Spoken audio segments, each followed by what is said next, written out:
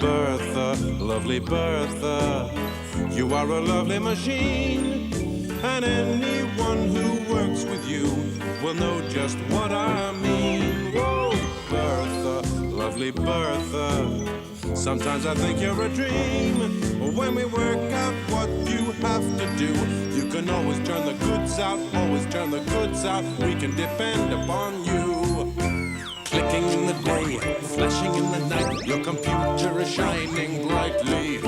Some people say you have a mind of your own, and I think that's very likely. Oh, Bertha, lovely Bertha, sometimes I think you're a dream. When we work out what you have to do, you can always turn the goods out, always turn the goods out. We can depend upon you.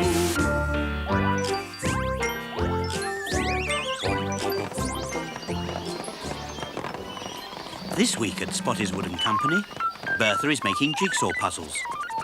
Ted puts the picture in one end,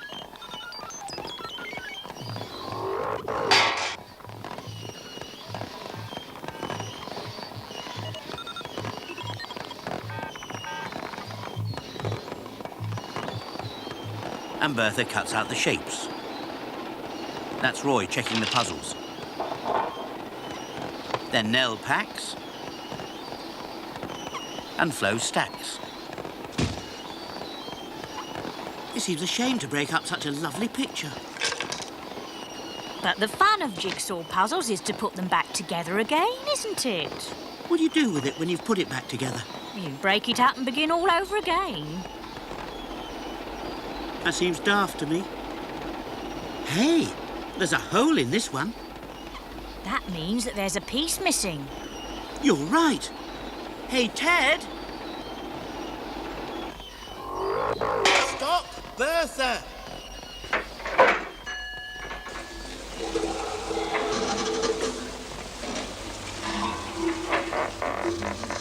There. See? There is a piece missing. Right in the middle there. Sorry. Now we'll never find the missing piece. And why not? Because we don't know what it looks like. It was a piece missing from the tree, I remember. Ah, but what piece? It was a very large tree. A piece with leaves and branches on it. Look here, if there's a piece of the puzzle missing, it must still be in Bertha. Now, come on, Bertha, where's the missing piece of puzzle? Ooh. I can't see it. Ted, why don't you put another picture through? It might dislodge the missing piece and bring it out. What a good idea, Roy.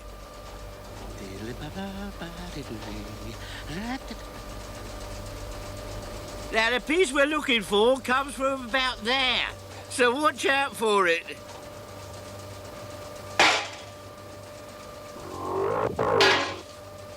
Now, come on, Bertha.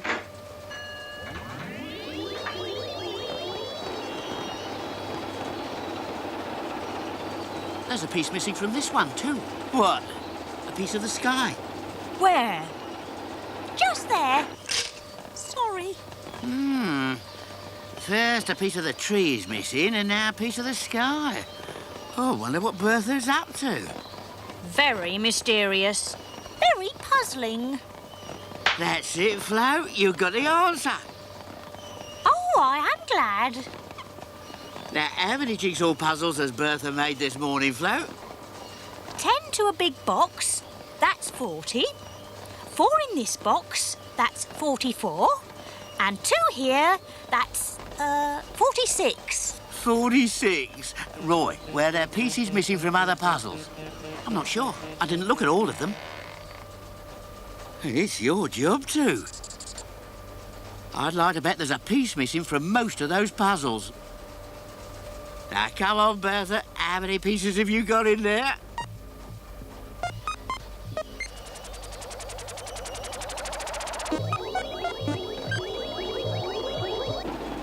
That's amazing. All odd bits making a different picture. I didn't know Bertha liked doing jigsaw puzzles. You know what we have to do now, don't you? What? We have to open all those boxes and make up all those jigsaw puzzles to find out which pieces are missing. Oh, no. It'll take us ages. We can't let them be sold in the shops with a piece missing. Come along, let's get started. It's better than packing. It's better than stacking. Bertha, how could you? Upstairs in the offices, Miss McClackerty and Mr. Willmake are getting ready for the decorators. They're covering all the furniture with a sheet, so it won't get splashed with paint. Well done. That's everything covered. Where have those decorators got to? They should be here by now.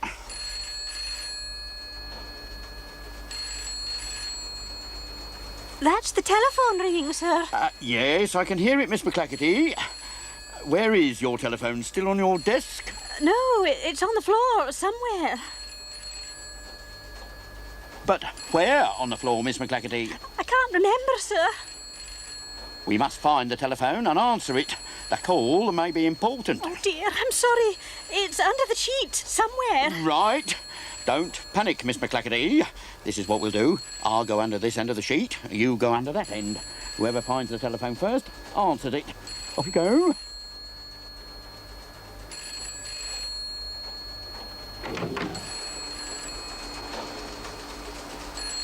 I've got it, Miss McClackerty.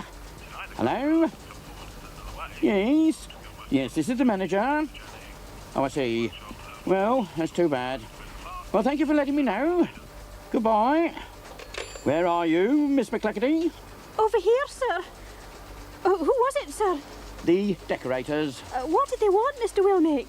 They rang to say they're not coming today. Oh, dear. Would anyone here like a nice cup of tea?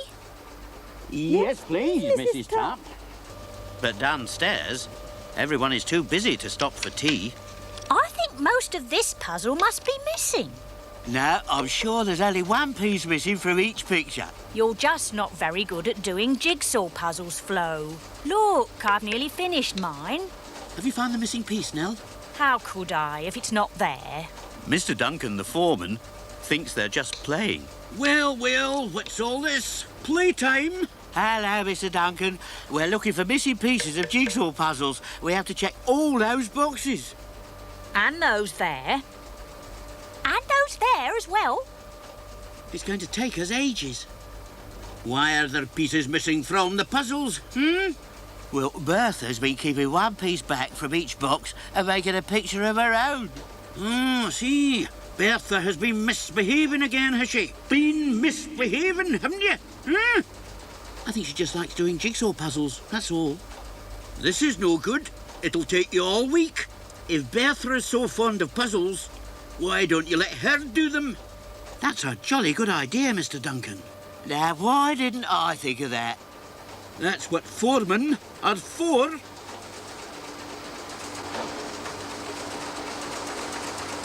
In another office, Mr. Sprott and his assistant Tracy have been asked by the manager to design a machine that can paint the factory in double quick time.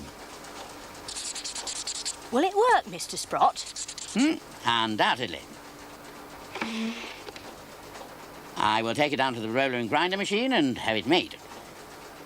Do you mind if I have a go at designing a different machine, Mr. Sprott? No, of course not. But this is the one that'll work. What can we have that will do the job nicely? Easy to control, and we'll do what we say precisely.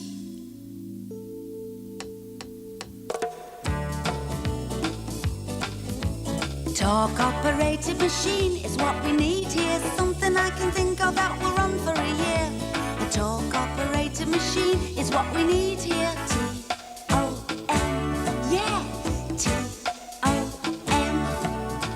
Torque-operated machine is what I'll do then. A super little robot that can feel like a friend. A torque-operated machine, I'll call it Tom then. T-O-M, yeah. T-O-M, then I can go and work with Bertha, set the program through. And I am sure that she can work out what I'm trying to do. I'll have to work it out as quickly as I can to get it done. I know that when I get it finished, it could really be fun. Talk-operated machine is what I'll make then. A super little robot that can feel like a friend. Talk-operated machine, I'll call it Tom then. T-O-M, oh, it's gonna be lovely. T-O-M, I can't wait to get it finished. T-O-M, all I have to do is put a little bit in. I've got to give him some eyes. Oh, he's gonna have a lovely little face. And if I just add a bit in, oh, this is gonna be wonderful. This is the last puzzle, Roy. All right, Ted. We're ready. Is it all there, Roy? It's all there, Ted. Do you want to do the last one, Flo? Oh, yes, please. Right. Put that into the box now, and we're finished. Well done, Bertha. Hello, Ted. Hello, Tracy. What can I do for you? Do you think you could get Bertha to make this? Wow, it's a robot. What do you want a robot for, Tracy? Mr. Sprott has designed a painting machine, but I thought if we had a robot, it could do all sorts of useful jobs around the factory. Could it help me pack? Could it help me stack? Yes. It could even help you sweep up, Roy. Good. I could do with some help. Very well. Let's see what Bertha makes of this.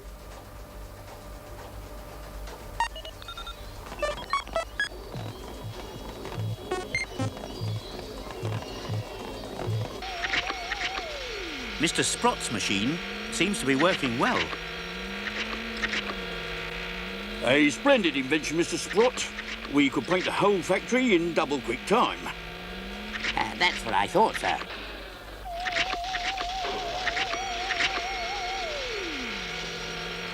Stop the machine when it gets to the door, Pansy, would you? There's a good fellow. I am unhappy to say that I cannot do so, sir. Oh, dear. Something has gone wrong. You'll have to have a green door, Miss McClackety. But I don't want a green door. I will quickly open the door, sir. Then the machine will have nothing to paint. Oh, dear. Turn off the machine, Pansy. Turn it off. I'm unhappy to say that I cannot do so, sir. Push the lever down hard. This I have been trying to do. I will now push the lever up. No, don't do that. Does it work, Mr. Sprott? Oh!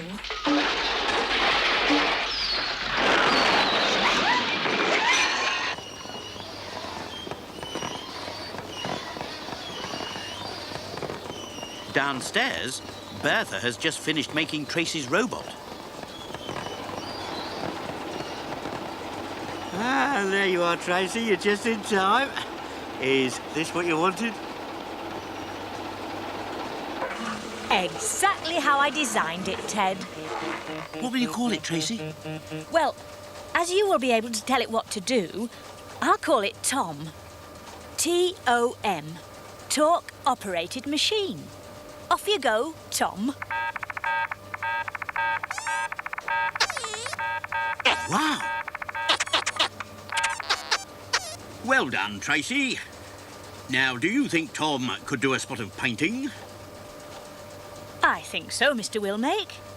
Tom, will you please paint the walls in Miss McClackety's office?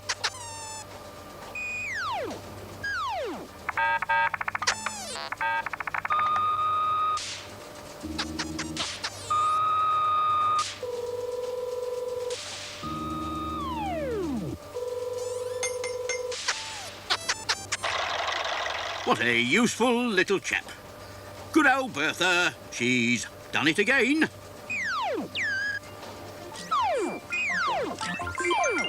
Oh, Bertha, lovely Bertha. Sometimes I think you're a dream. But when we work out what you have to do, you can always turn the goods out, always turn the goods out. We can depend upon you.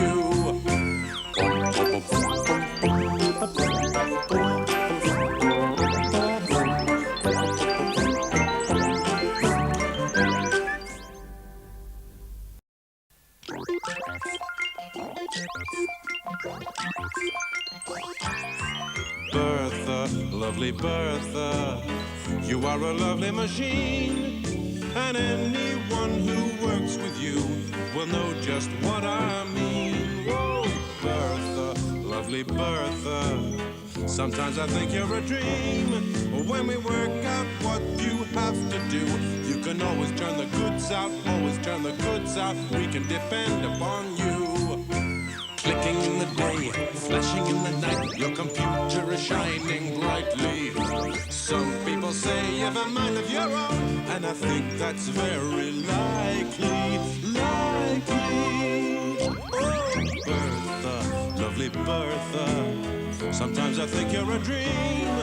When we work out what you have to do, you can always turn the goods out, always turn the goods out. We can depend upon you.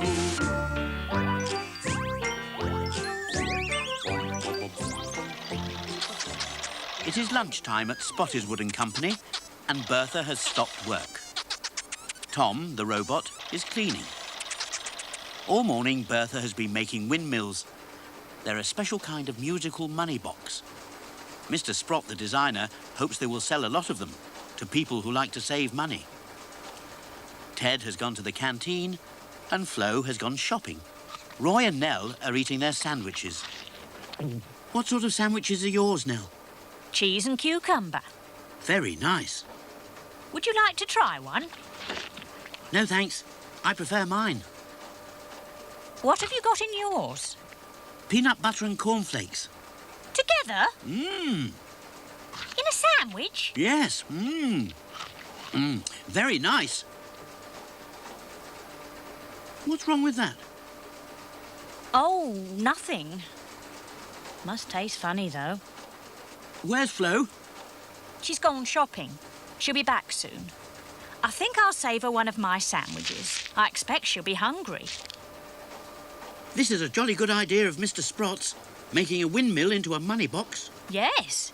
If you put a coin in the slot, the sails go round and it plays a tune. Does it? I'll have a go.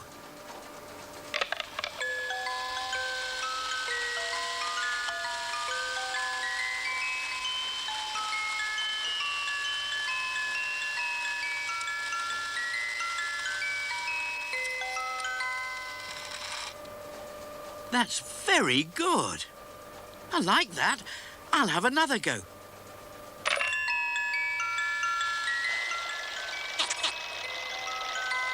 Tom likes it too. Does it play any other tunes? I don't know. I'll put a coin in and see. It's the same tune. But it's very pretty.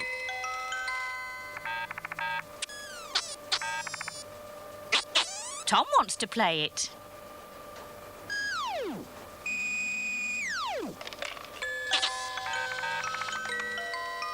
Hey, how do we get our money out? I suppose you have to have a key to unlock it. But I haven't got a key. Neither have I. I haven't seen any keys. Bertha's been making these windmills all morning, but she hasn't made one key. Oh, well, that's the end of our lunch hour. Back to work. I'll have to tell Ted that there are no keys for the money boxes. Right, back to work. Now then, let's see. Where were we? Ah, yes. Ted, have you got a coin? Yes. Why? Put it in the windmill and see what happens. Very clever. People will like that. No, they won't. People put money into money boxes so they can save it to spend later. That's right. Well, you can't spend it if you can't get it out again. This money box has no key. Eh? There seems to be a lot of money in there. Yes, mine. And mine. And Tom's. I've just put a coin in too. But we can't get it out again. Bertha hasn't made any keys. And Bertha's been making windmills all morning. He doesn't say anything here about Bertha having to make keys. When Mr. Sprott designed the windmill, he must have forgotten. Mr. Duncan, the factory foreman, has come to see what all the chatter is about. What's the trouble, Ted? You should have started work 5 minutes ago. Oh, hello, Mr. Duncan. There's something wrong with the windmill money box. Looks all right to me.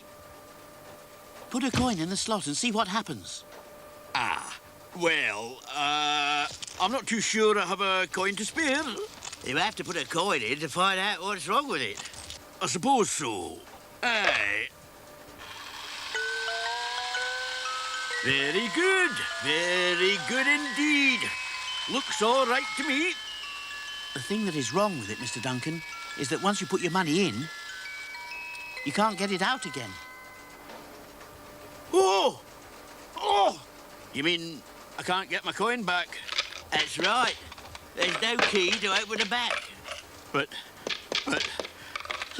there must be a way. It's no good, Mr. Duncan. Aye. Well, I better take this and show it to Mr. Wilmake.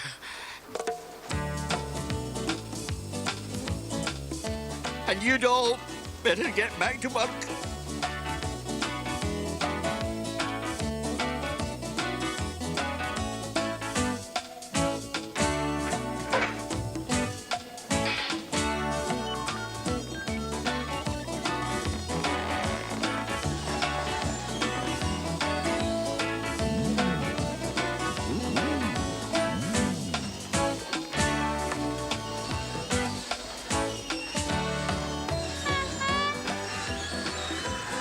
Good afternoon, Ted. Afternoon, Paget.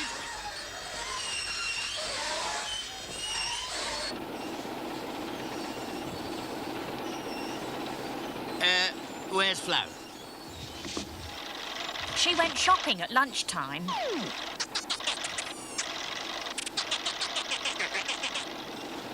Ah. Ooh, she's late back for work. Yes. I wonder where she's got to.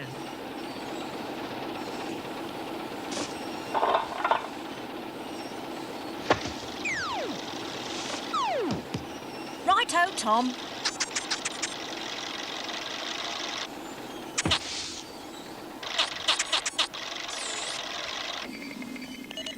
Everyone was busy making more windmills when Flo arrived back, looking very unhappy. I'm so sorry I'm late, Ted, but I'm very upset. Why? What's wrong, Flo? I couldn't buy anything because on the way to the shops, I lost my purse with all my money in it. Oh, Flo, that's terrible. Did you look everywhere? Yes. Everywhere. That's why I'm so late. Poor old Flo. You must be hungry too. Look, I've saved you one of my cheese sandwiches. I'd better take this home with me because there'll be nothing for supper. Have a good look round, Flo. Maybe you lost it here. Yes, I will. Thank you, Ted. Upstairs, in the office, Mr. Duncan is showing the manager and Miss McClackerty how the money box works. Very good. But you say that now I have put the money in, I can't get it out. That's right, sir. You can't open the back. See for yourself. This is a design problem. Miss McClackerty, ring Mr. Sprott and ask him to come and see me. In the design office, Mr. Sprott has just invented a new money box for Bertha to make, and he's trying it out. Now, watch this, Tracy.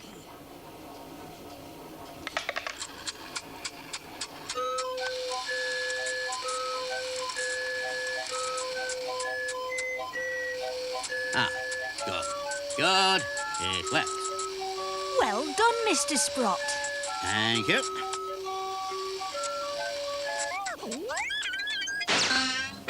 Oh dear, that shouldn't happen.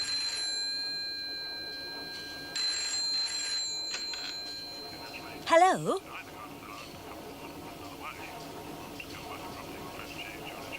All right, I'll tell him. Mr. Wilmate wants to see you in his office. Something has gone wrong with the windmill. Oh dear. Not more problems. I better go and see. You see, Mr. Woolmeek, you just can't get the money out. Surely that means it is a jolly safe money box. Something wrong with my windmill, Mr. Woolmeek? Yes, there is, Mr. Sprott. Pop a coin in the slot and you will see. I haven't any coins left. I put the last one into my barrel organ. And I have put all mine in your windmill. And I'm not wasting any more money. Oh, I will. I like the tune it plays.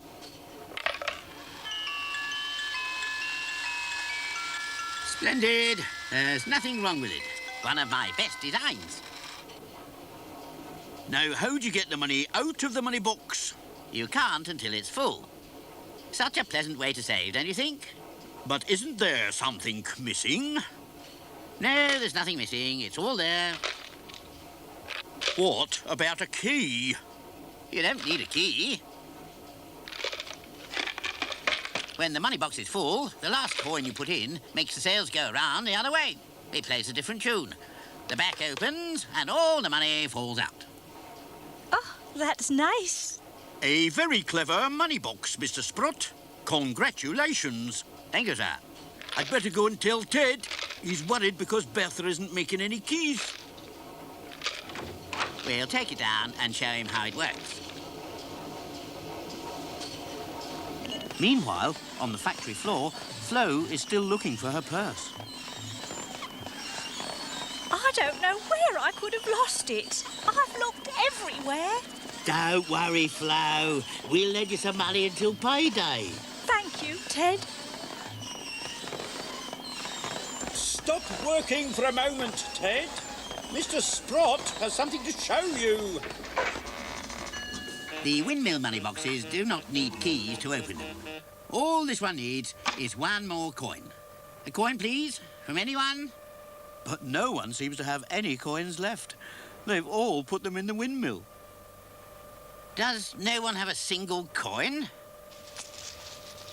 Sorry. Not one. The only coins I had, I put in the windmill. The only coins I had were in my purse, and I lost that. Good afternoon, everyone. Paige, have you got a coin? Yes, thank you. I have several. Paget, this windmill is one of Mr. Sprott's best designs. All you have to do is put a coin in a slot and see it working. In there? Yes, and then see what happens.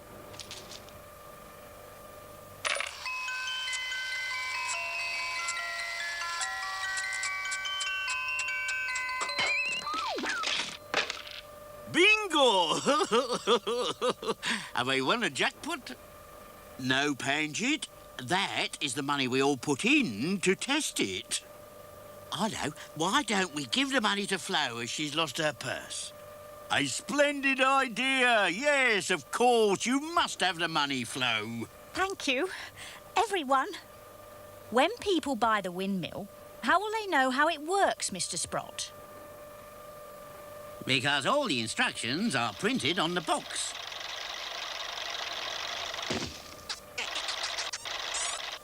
Well, I never. So it is. I never thought to look. Remember, Nell, you should always read the instructions on the box. Bertha, lovely Bertha. Sometimes I think you're a dream. But when we work out what you have to do, you can always turn the goods out, always turn the goods out. We can depend upon you.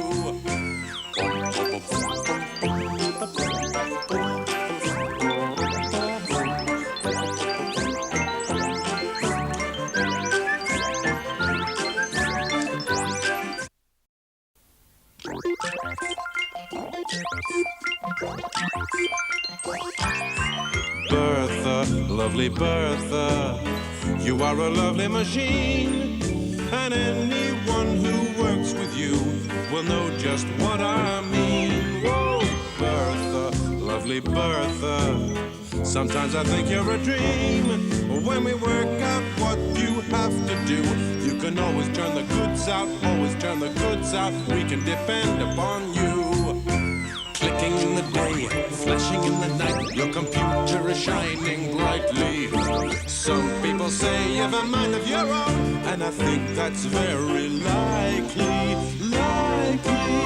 Oh, Bertha, lovely Bertha, sometimes I think you're a dream.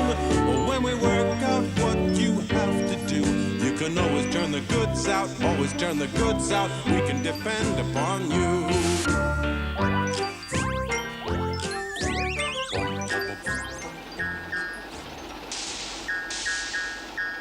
This week at Spotter's Wood & Company, Bertha is making jack-in-the-boxes.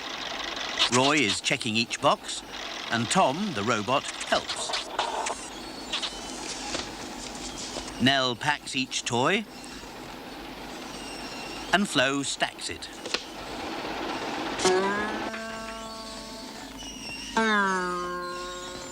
It looks as if Roy is having trouble with this one. I can't keep this one in, Ted. Push it right down in the box, Roy. And close the lid quickly.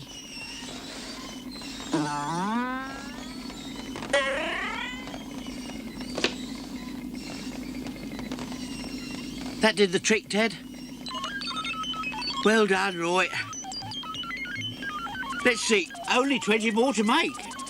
Oh! Oh! Oops! Catch it, Tom.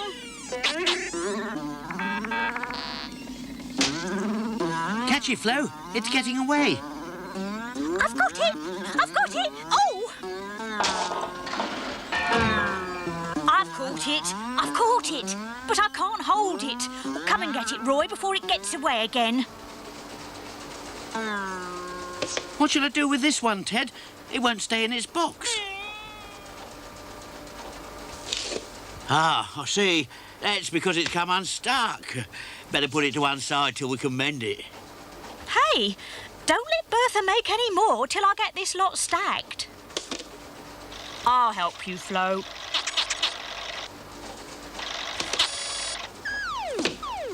I wonder how it came unstuck.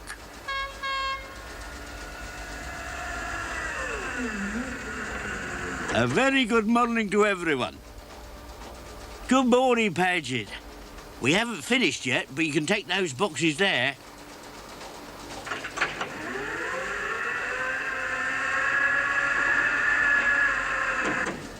Be careful with them, Panjid. Yes, they're jack-in-the-boxes. Oh, yes, indeed. I will be most careful. They're very springy fellows. Look out, Paget.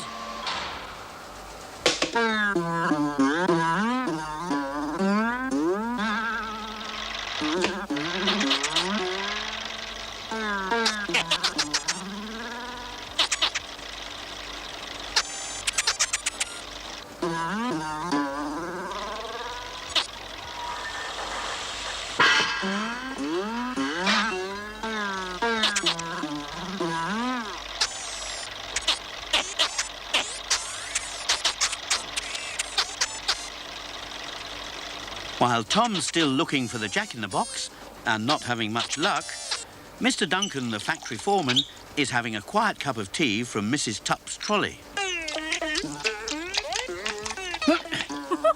Goodness me! What have you got there, Mr. Duncan? It looks rather like a jack-in-a-box that's escaped from its box.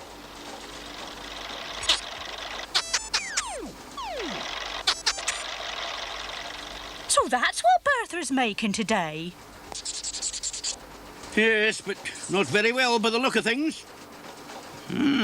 Bertha needs more glue to stick the jack firmly into boxes. Roy, nip along to the stores and get a large tin of glue, will ya? Righto, Ted.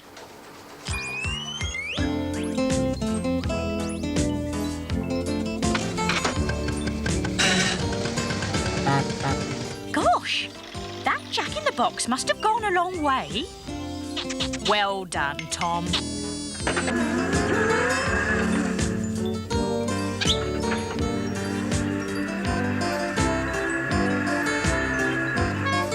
In the dispatch department, Panjid keeps all the things made by the factory before they're sent to the shops.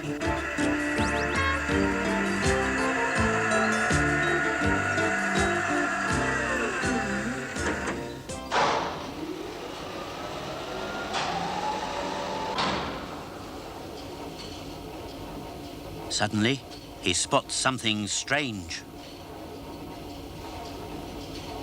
A hole. I wonder how that happened.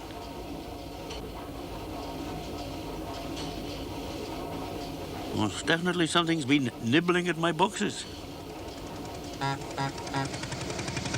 Roy comes to the store to get a tin of glue. Panjid tells him about the holes in the cardboard boxes. Oh, yes. Mr. Duncan had better know about this.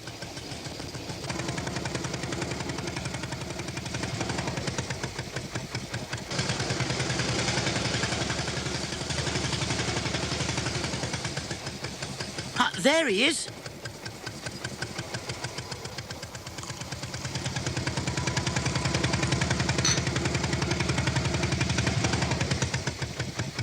Roy tells the foreman about the holes Panjid found in the boxes.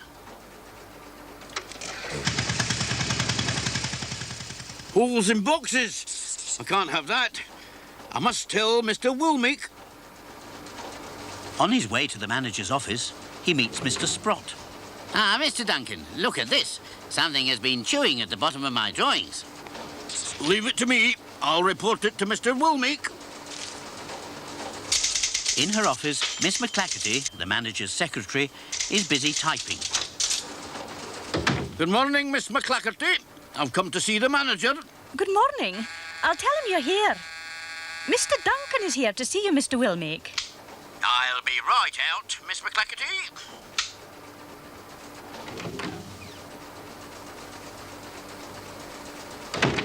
Good morning, Mr. Duncan. What can I do for you?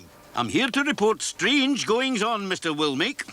Panjid has found holes in some of his boxes, and Mr. Sprott's drawings have been chewed. Do you know what I think? I think there must be a mouse in the works. A mouse here in the factory. Oh! A mouse! Why are you standing on your chair, Miss McClackerty? I'm looking for the mouse, sir. Mr. Duncan, tell Mr. Sprott to design a mouse trap. We must catch this mouse before more damage is done. I'll tell him straight away, sir. When you get down from your chair, Miss McClackerty, will you please telephone around the factory and ask everyone to keep their eyes open for a mouse? Downstairs, in the factory, Bertha is still making jack-in-the-boxes. Everyone is busy working. They hadn't yet heard about the mouse.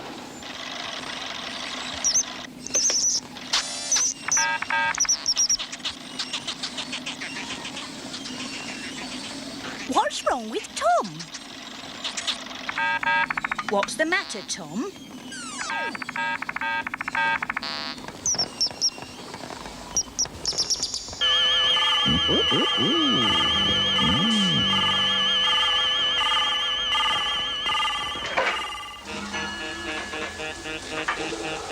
Hey, what's the matter with Bertha? Dunno, Ted. I can't think what's gone into her. I wonder what made Bertha do that. A funny thing for her to do. A lot of funny things are happening this morning. Has anyone here seen a mouse? A mouse? A real live mouse? Yes, in the factory somewhere, making holes in Panjid's boxes and chewing the ends of Mr. Sprott's drawings. Poor thing. It must be hungry. It's got to be found. We can't have a mouse in the works. Mr. Woolmeek has ordered everyone to look out for it. We don't have to look far, Mr. Duncan. It's sitting by your boot. Oh! I see it. There it goes. Where? Where? Here it is. Oh, it's got inside Bertha. I can't see it. Hand me that mop, Roy. Don't hurt it. It hasn't done any harm. Thank you, Roy. Now, Come out, wee mousey. Don't hurt it, Mr. Duncan.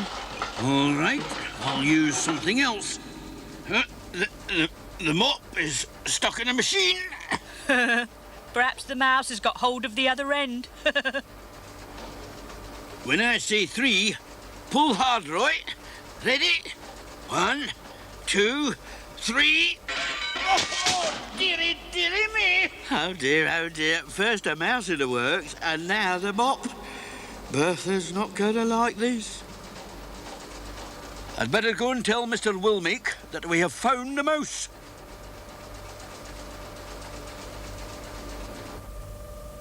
In the design office, Mr. Sprott and Tracy have finished making the mousetrap. I have carefully designed this to capture the mouse without hurting it. How does it work, Mr. Sprott? We put some cheese in here. The mouse comes along here, sniffs the cheese. Yum, yum, it thinks. Some nice cheese for dinner. It walks along the board here, up those steps and onto this platform. The weight of the mouse makes the box go meow. The mouse thinks there must be a cat coming after it, so it runs forward into here. The door shuts behind it like this, and we have the mouse safely in a cage. Munching the cheese. Very clever, Mr. Sprott. I hope so, Tracy. Now, where's that mouse? We can't start Bertha working again until we get that mouse out of there. Hello, Ted. So it's gone inside Bertha, has it? Yeah, we tried everything to coax it out. Will your mousetrap work, Mr. Sprott? I hope so. I'll put it down here where the mouse can smell the cheese. Now, everyone, back to work. Otherwise, the mouse won't come out. 1 pi square equals 2c.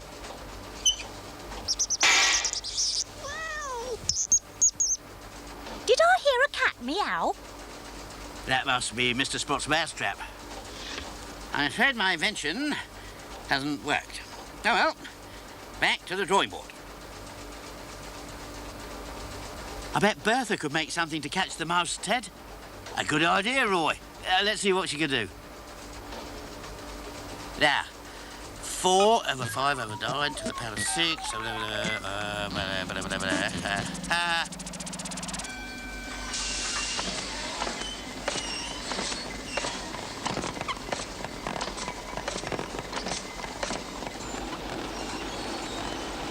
Bertha's just made another box. It's not like the other boxes. This one has a hole in the front. I wonder what's inside it. That's the mop that Mr. Duncan lost. How will this catch the mouse? Oh, yes. I can see what it is. Let's put it on the floor and see what happens.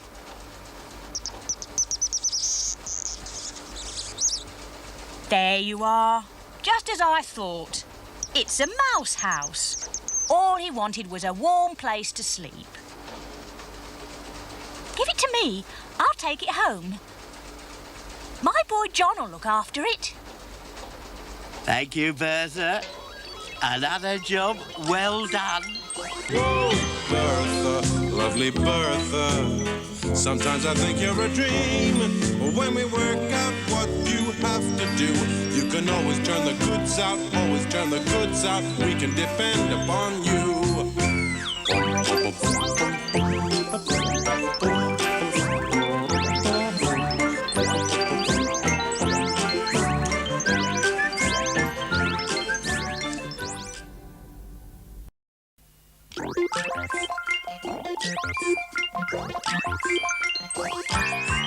Bertha, lovely Bertha, you are a lovely machine, and anyone who works with you will know just what I mean. Whoa, Bertha, lovely Bertha, sometimes I think you're a dream. When we work out what you have to do, you can always turn the goods out, always turn the goods out. We can depend upon you. Clicking in the day, flashing in the night, your computer is shining brightly. Some people say you have a mind of your own, and I think that's very likely. Oh, Bertha, Sometimes I think you're a dream. When we work out what you have to do, you can always turn the goods out, always turn the goods out. We can depend upon you.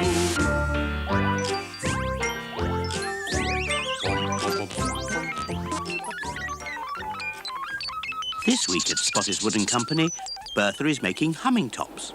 Roy and Tom, the little robot, are having trouble keeping up with her.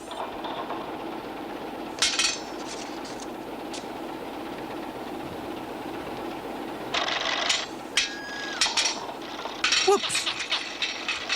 Hey, Ted! Bertha's making the tops so fast we can't keep up with her. Can you slow her down? No, I'm sorry, I can't. You'll have to think of a quicker way of packing them. I wish I could. I'm working as fast as I can. I have an idea, Ted. Well done, Roy.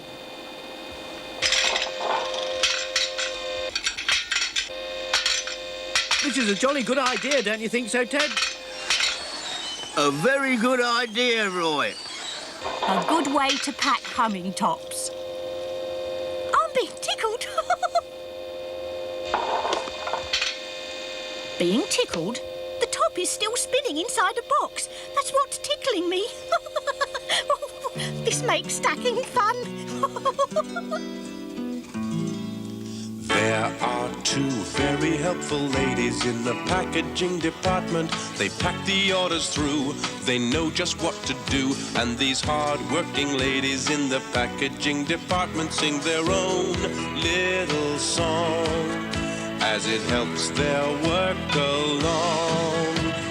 Packing and stacking, no, we don't believe in slacking.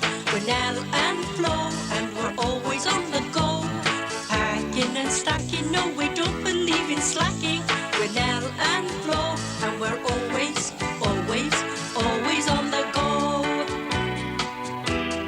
And these hard-working ladies in the packaging department, with their own sense of fun, they bang the labels on. They know that what they do will always help the business through with their own little song as it helps their work along.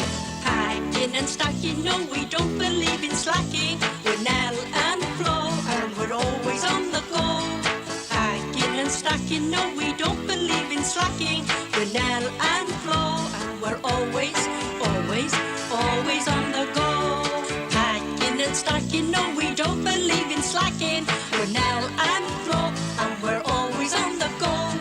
Packing and stacking, no, we don't believe in slacking. We're Nell and Flo, and we're always, always on the go.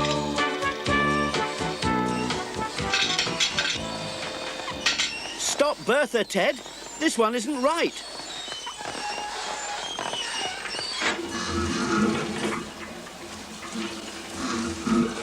Try it again, Roy. It doesn't work properly. I can't pack that one. I can't stack that one. It's not quite the right shape, that's why it won't spin.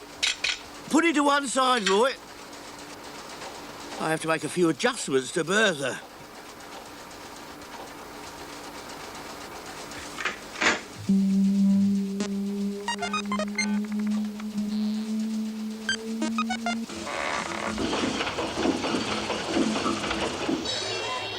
Try that one, Roy.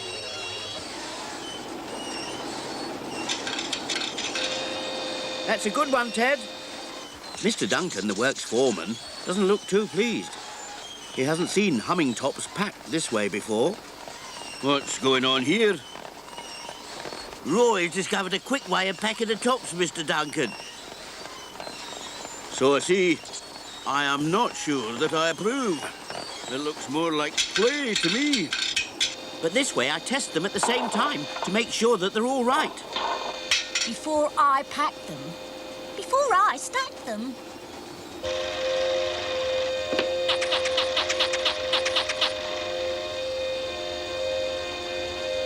Oh dear. It's the tops. They're still spinning in the boxes. This was your bright idea, was it, Roy? At least it shows that Bertha is making jolly good tops. Did they go on spinning all this time?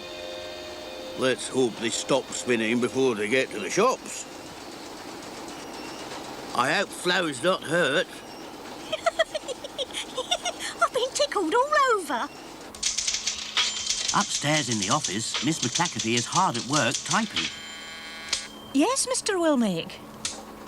Ask Mr. Sprott to come and see me, please. Yes, sir.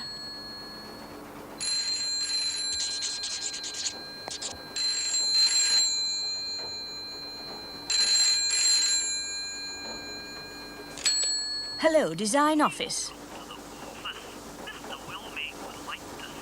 Very well, Miss McClackerty. I'll tell him. Mr. Wilmake would like to see you, Mr. Sprott. Thank you, Tracy. I'll go right away. Oh, Oh, my eyes have gone all funny. Tracy, can you see my glasses anywhere? where did you lose them, Mr. Sprott? Since when did you start wearing glasses, Tracy? I don't, Mr. Sprott. They must be yours. Thank you. And do try to keep the office a bit more tidy, will you? 11 o'clock. Time for a tea break, Miss McClackerty. Oh, good. I'll give Mr. Wilmake a buzz. The tea is here, sir. Thank you. I'll be right out. I've got some fresh currant buns or donuts, or if you prefer, some nice cucumber sandwiches. Good morning, Mrs. Tamp. I'll just have a cup of tea, please. Mr. Sprott, just in time for a cup of tea. Here you are, then. That's another 2 teas. Thank you, Mrs. Tamp. Now, where is that competition form that arrived this morning, Miss McClackerty? Here it is, sir. This letter's from a big overseas buyer. They would like us to enter a competition to make the most unusual toy. Yes, I see. And you would like me to design something that would win this competition? Yes. If we won it, it would mean a lot of orders for the factory. Right. I'll get onto it straight away.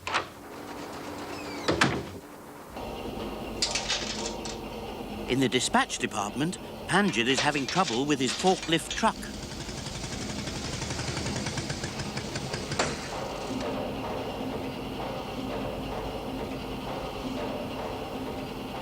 Did you come to see me for something special? Yes, we've finished making the humming tops. Can you come and collect them? I will be along soon shortly, when I've repaired my truck. What's gone wrong with it? I don't know, but it will only go backwards.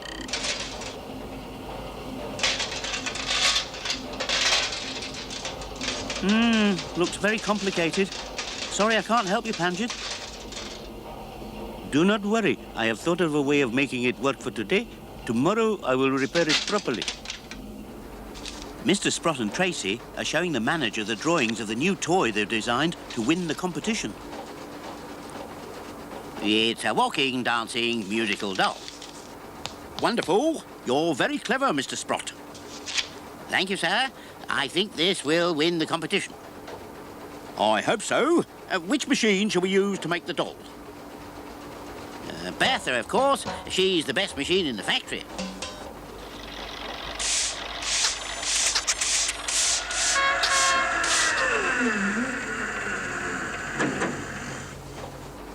You see, Roy, I have borrowed the big mirror from the factory washroom. This will allow me to drive backwards for today. Tomorrow, I will have time to repair the machine.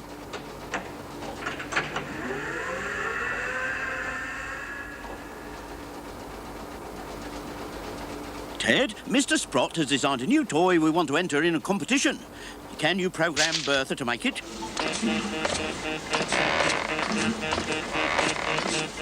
All right, Bertha, don't get excited. You can't give this important job to Bertha. Why not? The new super bumper and presser machine will make a much better job of it. Be quiet, Bertha. Now you've upset her. I don't care.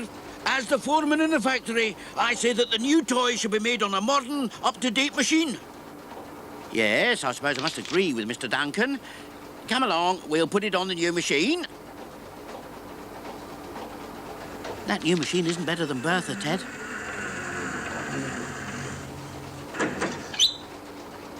Are these the last boxes of humming tops? Bertha is making nothing more today. Those are the last boxes. Right. Off I go then. Bertha is making something more today. What are you doing, Ted? Mr. Sprott left me the design for the new toy. I'm sure I could get Bertha to make a better doll than the new super bumper and presser machine.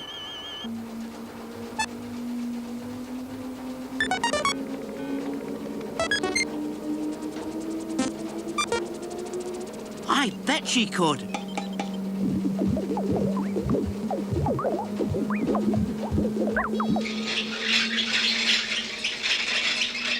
Tea? Who would like a nice cup of tea? Not now, thank you, Mrs. Tuck. We're busy. Nobody seems to want their tea this morning. Where is everybody? They're all around that new machine, waiting for the new doll to be made.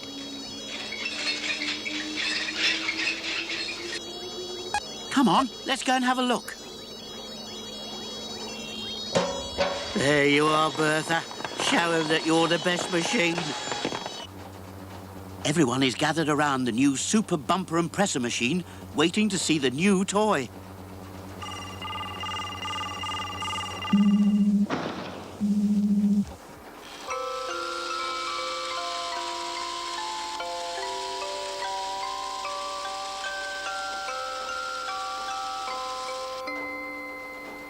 Well done, Mr. Sprott. This should win us the competition.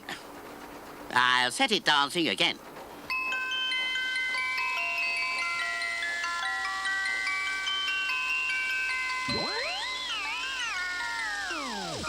Oh dear, that has been badly made. I'm sure my calculations were right. Nice try, Mr. Sprott. Perhaps we should have used Bertha after all. Are you, Mr. Duncan? Maybe. Don't worry, we did. Come and see what Bertha has made of your design, Mr. Sprott. Well, I never.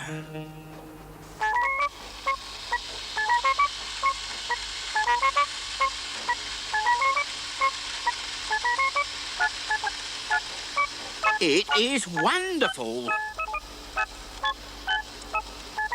I knew that design would work. Only if it was made by the best machine. Good old Bertha.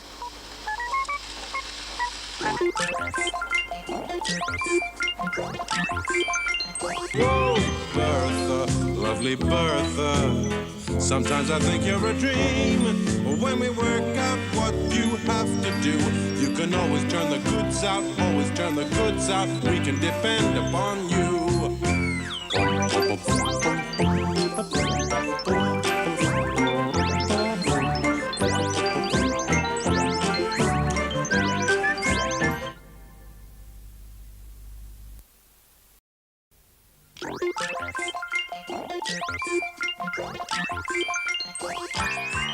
Bertha, lovely Bertha, you are a lovely machine, and anyone who works with you will know just what I mean. Whoa, Bertha, lovely Bertha, sometimes I think you're a dream. When we work out what you have to do, you can always turn the goods out, always turn the goods out. We can depend upon you. Clicking in the day, flashing in the night, your computer is shining brightly. Some people say you've a mind of your own, and I think that's very likely. Oh, Bertha, lovely Bertha, sometimes I think you're a dream. When we work out what you have to do, you can can always turn the goods out, always turn the goods out. We can depend upon you.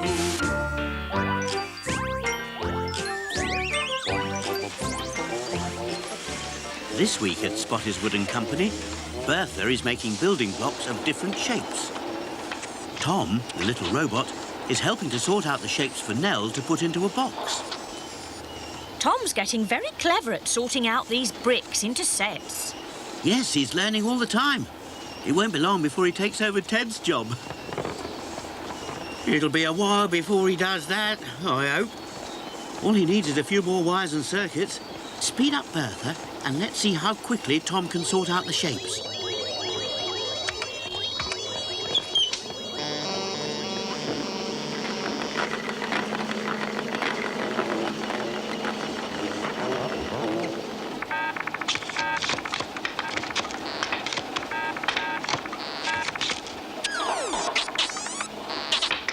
Ted, I'm running out of boxes to pack the bricks.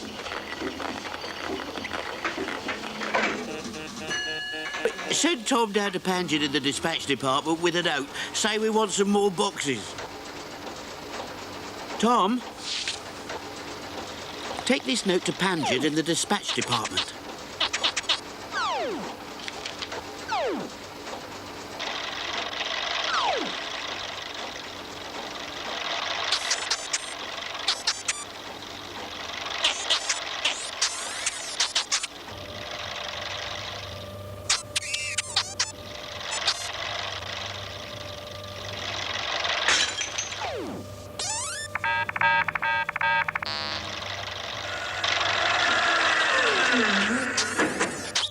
Just a moment, Tom. Let me finish stacking this box.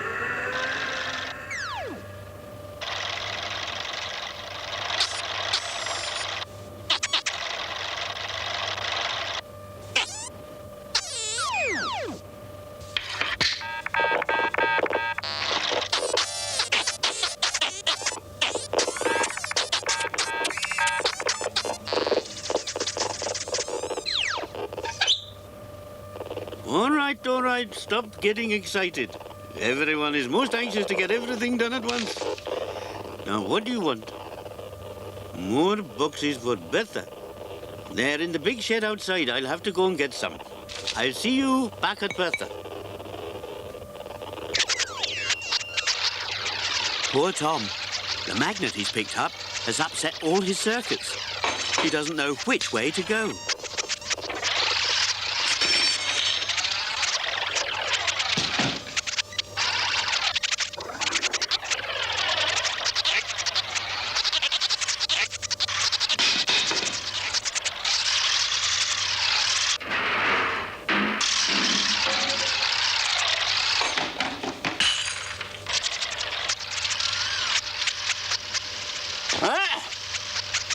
Hello, Tom. Do you want me? A note. Well, you're a clever little robot, aren't you, eh? More boxes for Bertha. Run out of boxes down there, have you? Well, the only boxes that I have are these. I'll collect as many as I can and take them to Bertha. Off you go, Tom.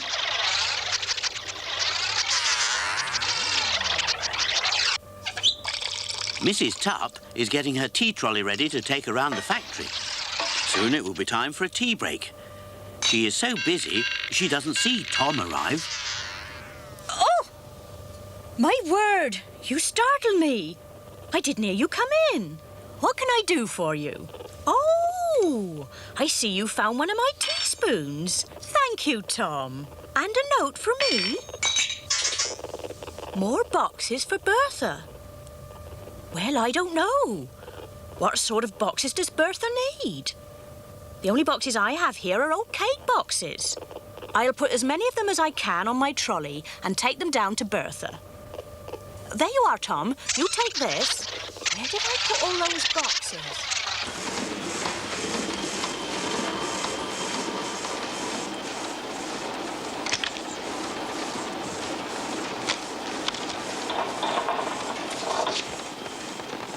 You'll have to stop Bertha, Ted. That was the last box. I can't pack any more bricks.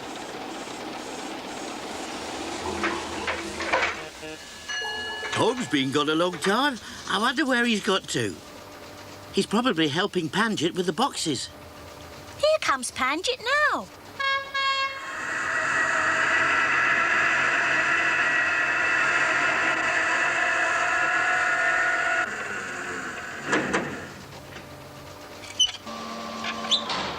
I'm sorry I was so long bringing you the boxes, Ted. I had to fetch them from the shed outside. Thank you, Paget. Where's Tom? Isn't he with you? No, I sent him back here. Well, surely he can't have got lost between here and the dispatch department. Is Tom lost?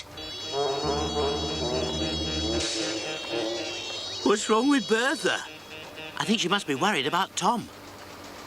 All right, Bertha, don't get upset. We'll soon find Tom. He can't be far.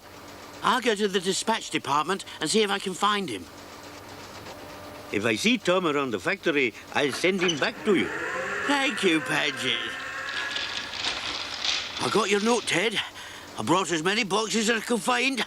They're a bit greasy inside. Will they do? That's funny. How did you get my note, Mr. Duncan? The little robot brought it to me. You've seen Tom, then? Yes, with a note saying you needed some more boxes. Oh, I'm sorry, Mr. Duncan. The note wasn't for you. Obviously, Tom's got himself lost. Well, you better send someone to find him. Can't have a lost robot roaming around the factory.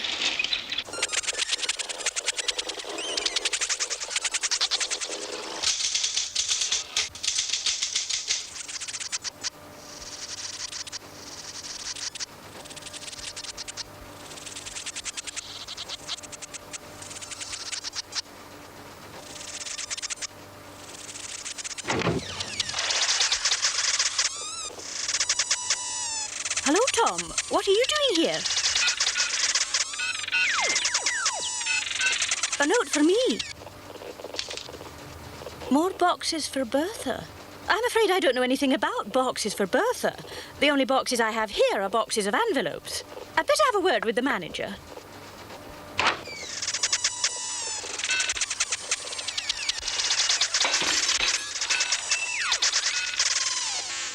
The note must mean that Bertha has used up all the packing boxes. You'd better get on the phone to the manufacturers and order a lot more, Miss McClackerty. Yes, sir. Here you are, Tom. Thank you for bringing the note. Now, off you go back to Bertha. Wonderful things, these mobile robots. I think the factory should have a lot more of them. Now, come on, Bertha, stop sulking. Tom will be here soon. Nell and Roy are both looking for him. What shall I do with all these boxes Mr. Duncan has brought, Ted? Stack 'em over there, Flo. Hello, Ted. I got your note. The only boxes I could find are these old cake boxes. They're made of very thin cardboard, and some of them still have jam stuck to them. I hope they'll do. Thank you for bringing the boxes, Mrs. Tupp, but the note wasn't meant for you. Tom seems to have got himself lost. Little Tom lost? Oh, dear. Well, he can't be far. He came into my kitchen a few minutes ago. I'll go back and see if he's still there. Thank you, Mrs. Tupp. I hope Tom is still in Mrs. Tupp's kitchen. So do I. If he isn't, I can't think where he'll be. In the design office, Mr. Sprott has invented some new building bricks. He and Tracy are trying to make them into a house. It has fallen down again. I wish I could think of a way to make the bricks stick together. Then I could build them into a high wall. The bricks could be made with a hole in one side and a peg on the other. Then they'd slot together. Yes, that's very true, Tracy. But they wouldn't look like building bricks. Bricks should be smooth all over. There must be some way to make them stick together. What's that peeping sound? Is it your watch, Mr. Sprott?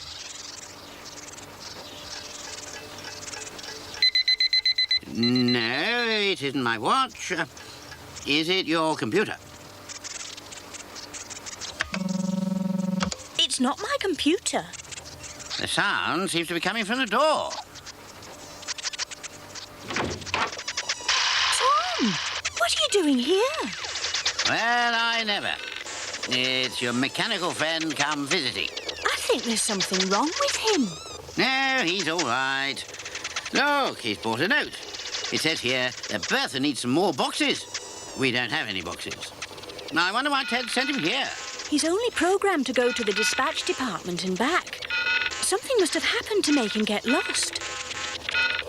What have you got there, Tom?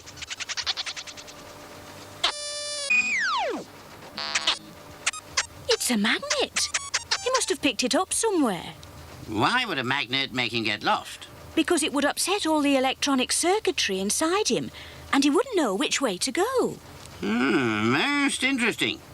Look at all those things he's collected on his magnet. You can tell where he's been. A screwdriver from the dispatch department, a teaspoon from Mrs. Tupp's kitchen, and these paper clips must be from Miss McClackerty's office.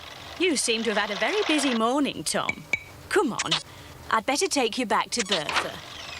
A magnet. Now, this gives me an idea. I looked everywhere for Tom. There's no sign of him.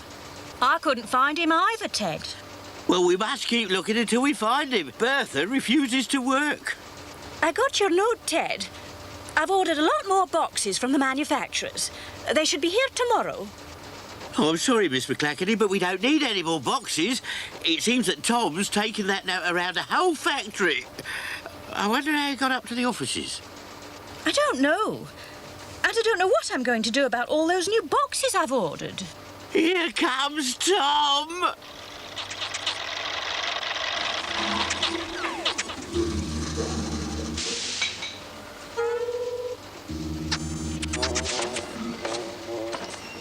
Where did you find him, Tracy?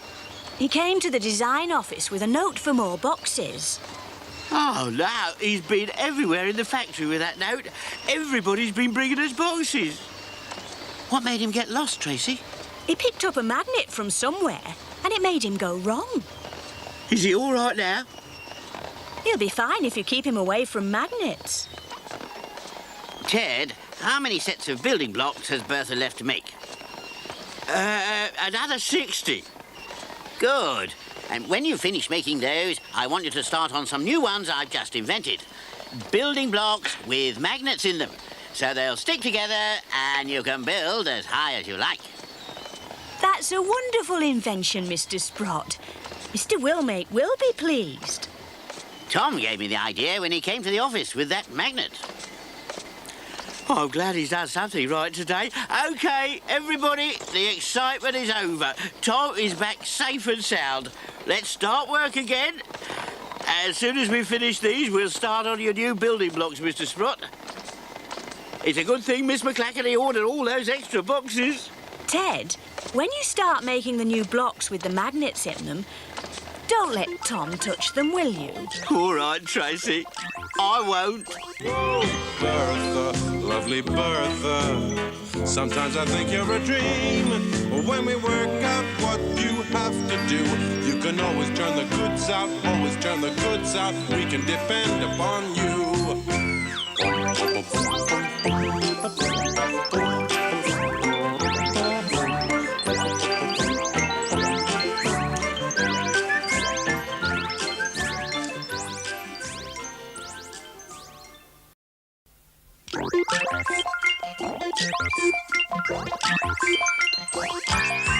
Bertha, lovely Bertha, you are a lovely machine, and anyone who works with you will know just what I mean. Whoa, Bertha, lovely Bertha, sometimes I think you're a dream. When we work out what you have to do, you can always turn the goods out, always turn the goods out. We can depend upon you. Clicking in the day, flashing in the night, your computer is shining brightly. Some people say you've a mind of your own, and I think that's very likely. Oh, Bertha, lovely Bertha, sometimes I think you're a dream. When we work out what you have to do, you can always turn the goods out, always turn the goods out. We can depend upon you.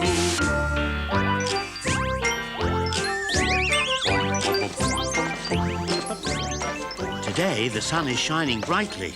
So at Spottiswoode and Company, it is very hot inside the factory, and everyone is working slowly because of the heat.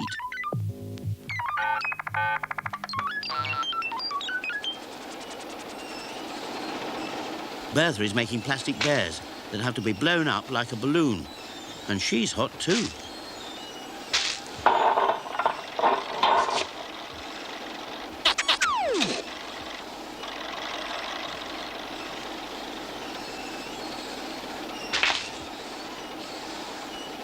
These plastic bears are so hot they're sticking to the bag. Ted, these bears are coming out very hot.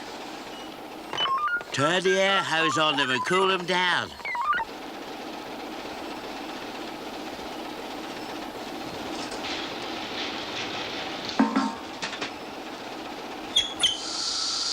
That's better. Blow some air over me now.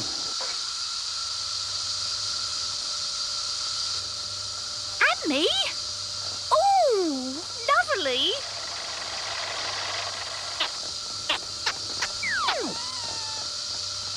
Phew, it's too hot to work, Ted. Send Tom to open the door wider and let some air in. Good idea. Tom, go and open the door wider.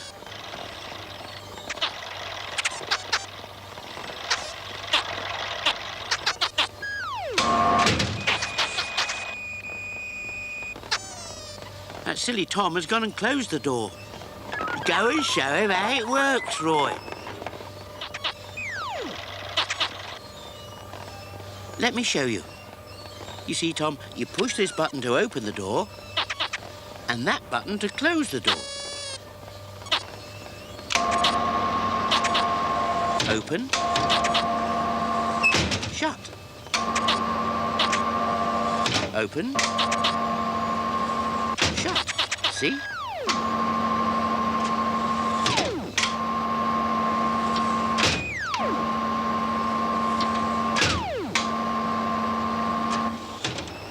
Oh dear, I forgot to tell him to stop. Now don't stop him, the door's acting like a fan. Ooh, that's a nice breeze. Much cooler. That's right, Tom. Keep doing that.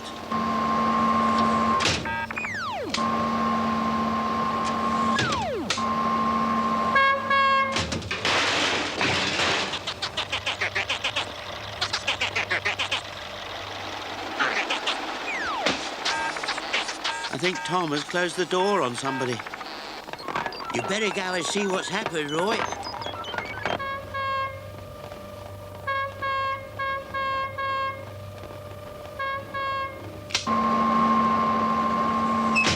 Oh, it's you, Panjit.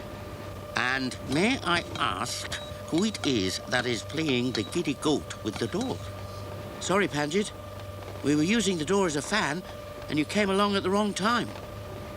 Goodness me, that is some big damage. I will have to mend that before I can move any more boxes. Come on, Tom. We'll leave the door open.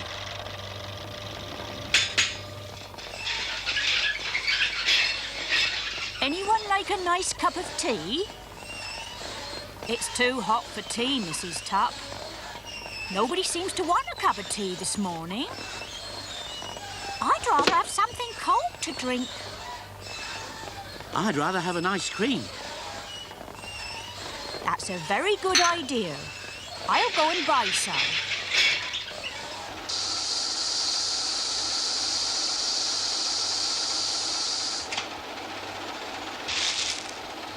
This bear is too big for the bag.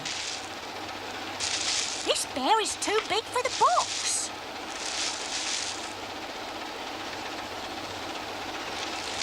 The bears are getting bigger and bigger, Ted. That's funny. I'd better adjust the controls. Come on, Bertha. What's wrong?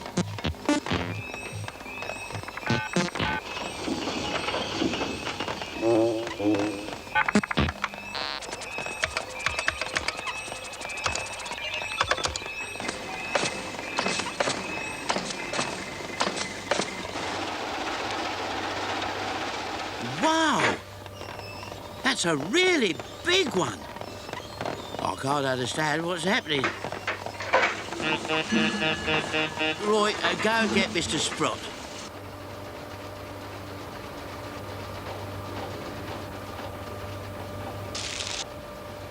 What's gone wrong here? Why isn't Bertha working? The bear she's making are too big, Mr. Duncan. They won't go in the bag. They won't go in the box. You see, it's almost as big as you are.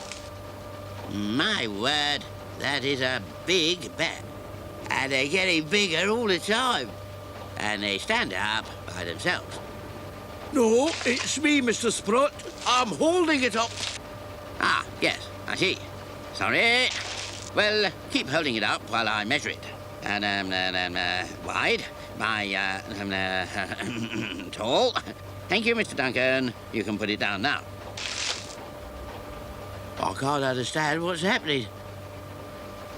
I think that bear is 4 times bigger than it ought to be. Yes, I know that, but what can I do about it? Well, now, let me see. My word, it is hot in here. Let's have a look at the control board.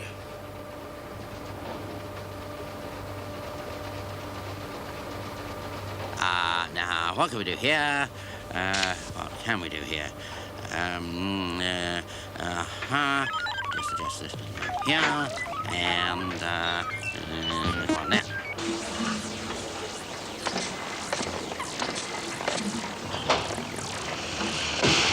Yes, well, there we are. That should have cured the problem.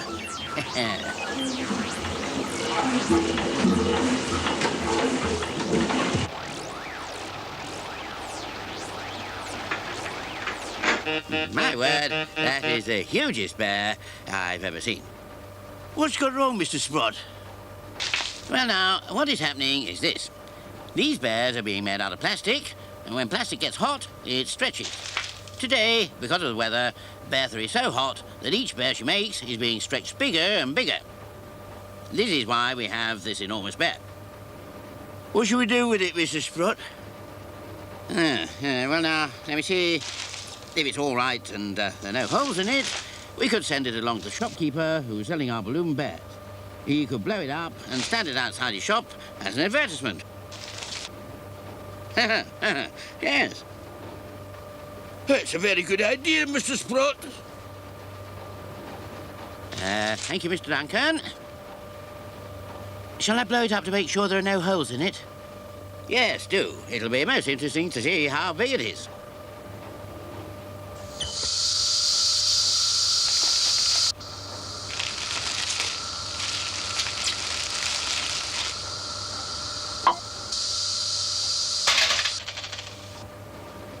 Catch it, Roy.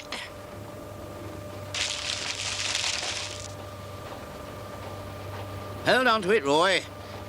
My word, that is a big one. Ices? Ices? Cornets? Chalk ices? Lollies? Good morning, Mrs. Tarp. You're looking very summery today. Good morning, Mr. Sprott. Anyone for an ice cream? Oh, I'll have a nice lolly. Oh, Goodness, that is a big bear. Yes, it is. And it appears to be stuck on the ceiling.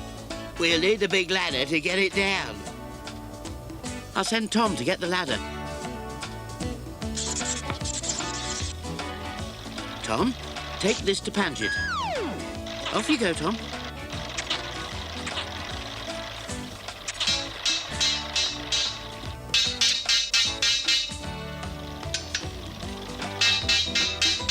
Look what has happened to my forklift truck. I hope you've come to say you're sorry.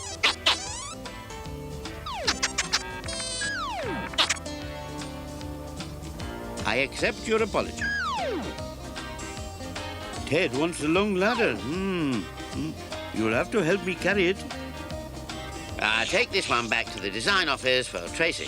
What shall we do with the bear when we get it down? Let all the air out of it.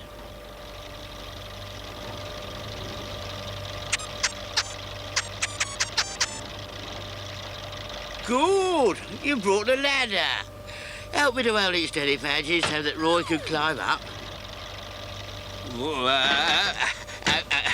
Steady on there, Padgy. There, that is steady now, Ted. Tell me, please, why are you going up the ladder? To capture the flying bear. Goodness, that is the biggest bear I've ever seen.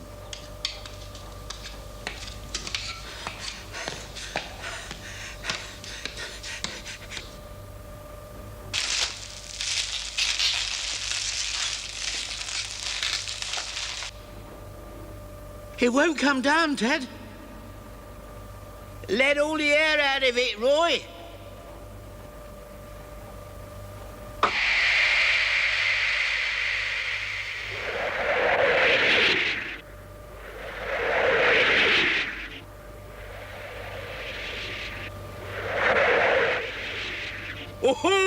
Oh, that was close. Oh, that was closer. Oh!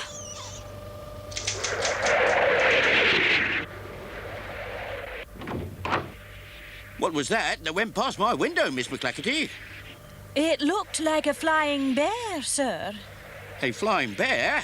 Oh, what a wonderful invention. It's cooling down the whole factory. Oh, sir. Where's it gone, Miss McClackety?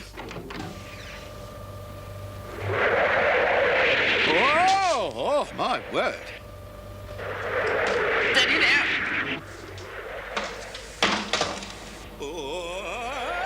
Back to me a bit, Padgy, that's it.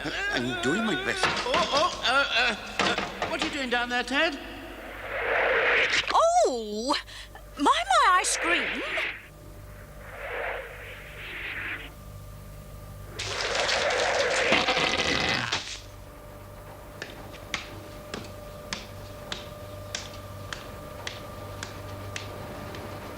That was a wonderful idea, Ted.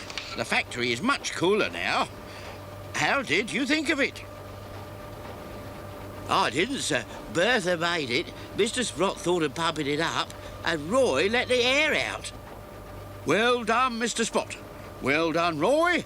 And well done, Bertha. Whoa, Bertha, lovely Bertha. Sometimes I think you're a dream. When we work out what you have to do, you can always turn the goods out, always turn the goods out. We can depend upon you.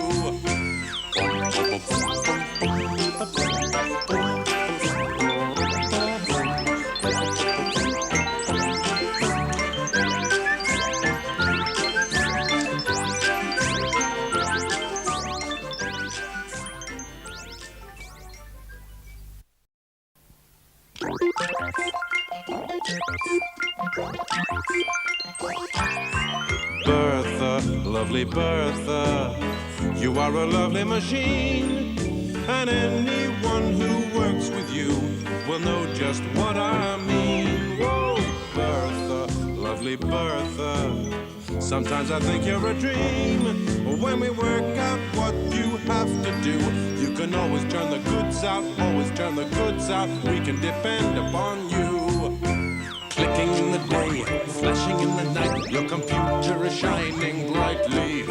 Some people say you've a mind of your own, and I think that's very likely. Oh, Bertha, lovely Bertha, sometimes I think you're a dream. When we work out what you have to do, you can always turn the goods out, always turn the goods out. We can depend upon you.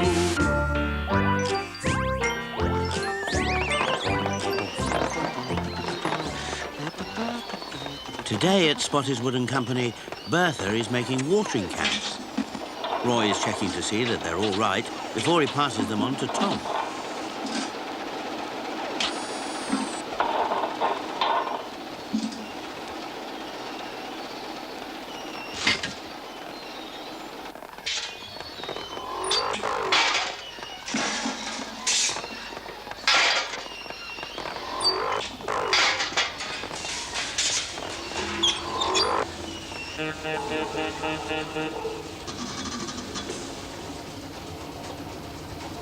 Ted, Bertha has stopped.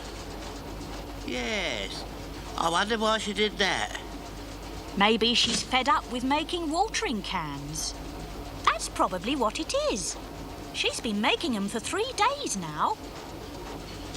No, I don't think she's fed up, Nell.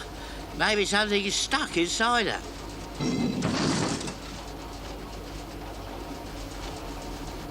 Bertha switched off, Ted. Eh?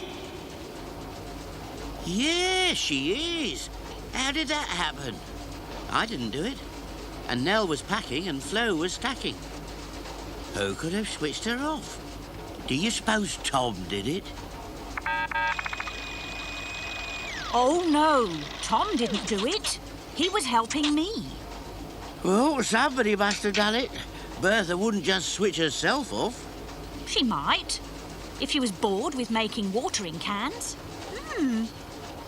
No, Bertha will go on working. Well, that is a mystery. Back to work, everybody.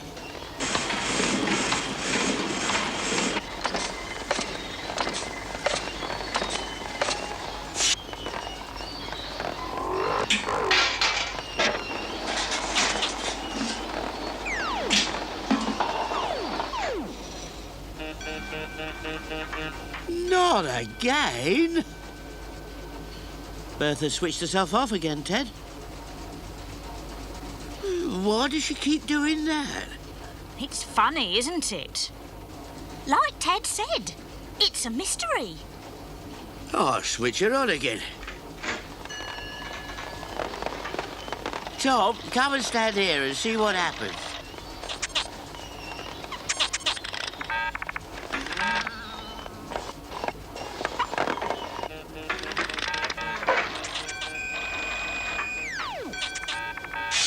So what happened, Tom?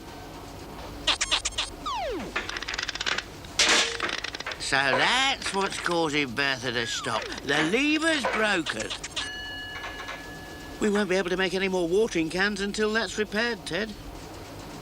No, you're right, Roy. I better go see Mr. Sprott. What shall we do, Ted? You can clear away those broken boxes. I shall be back soon. OK, Ted, I'll get the dumper truck.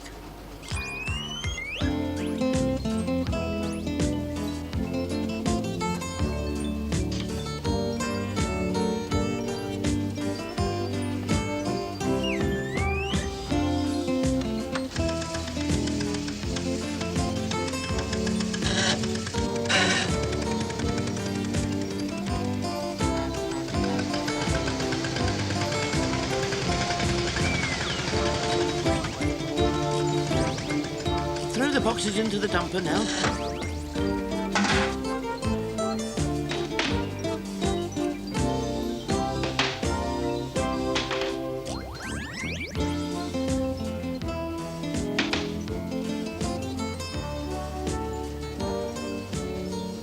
Ouch! What's the matter? Oh, I've cut my finger. Oh, How did you do that now? on the sharp edge of that old box. Oh, let me see. Oh, it's only a scratch, but you'd better put something on it. I'll tie my handkerchief round it. I think you ought to have a proper bandage on that now.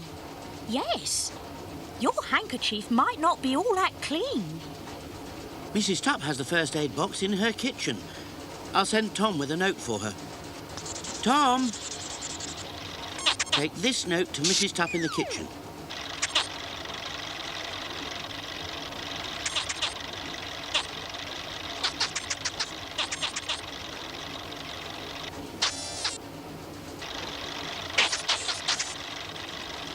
Ted is in the design office talking to Mr. Sprott about Bertha's broken lever. Yes, that does sound serious. I don't know if we have any of those levers in stock, Ted. Before I can find out, I must know the part number. Now, these are the plans of Bertha. As you can see, some are very old. How old is she, Mr. Sprott? I don't rightly know. Bertha was here long before I came. You see, Bertha has been modernised over the years. Here we are. Is that the lever, Ted? Yes, that's the one. The on and off lever. Part number C246. Punch that up on your computer, Tracy, and see if we have it in stock. Right, let's have a look here. What can we find?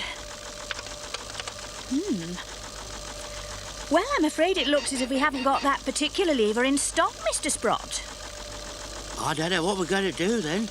Bertha can't make any more watering cans because she keeps stopping. I'll come and have a look at her, Ted. Maybe something can be done.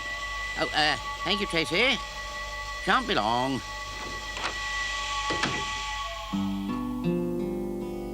There's a very pleasant lady with a happy kind of job, and she's usually got a great big kettle boiling on the hob, because she's Mrs. Tupp, who makes a cup of lovely fresh brewed tea. Oh, she's proud to be supplier now to all the factory.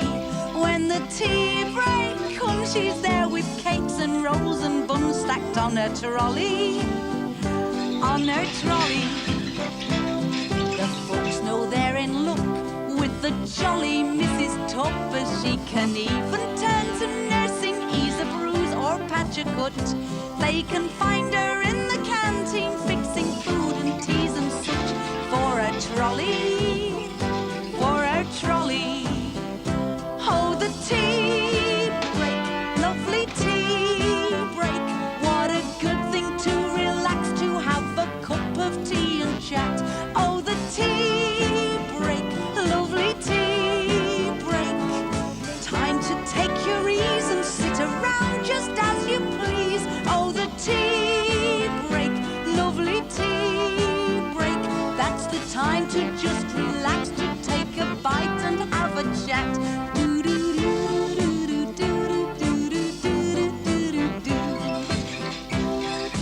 Mrs. Tupp, she makes a cup of lovely fresh brewed tea, and in addition gives a hand when everyone gets really busy. But when tea break comes, she's there with cakes and rolls and buns on her trolley, on her trolley. The jolly Mrs. Tupp with her tea trolley. La la la la la la la la la la la la. La la la la la la la la la. Mrs. Tupp, back in her kitchen, is tidying up. She has all the teacups to wash. Hello, Tom. What have you got there? A note from me? Oh, dearie me. Nella's cut her finger and needs a bandage from the first aid box. Yes, well, she'll need a nurse to put the bandage on properly.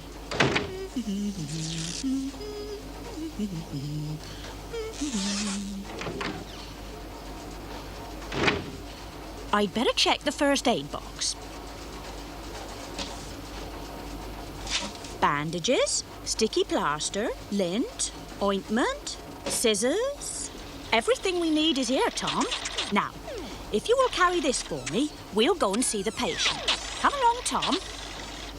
I'll just go and dump these old boxes outside.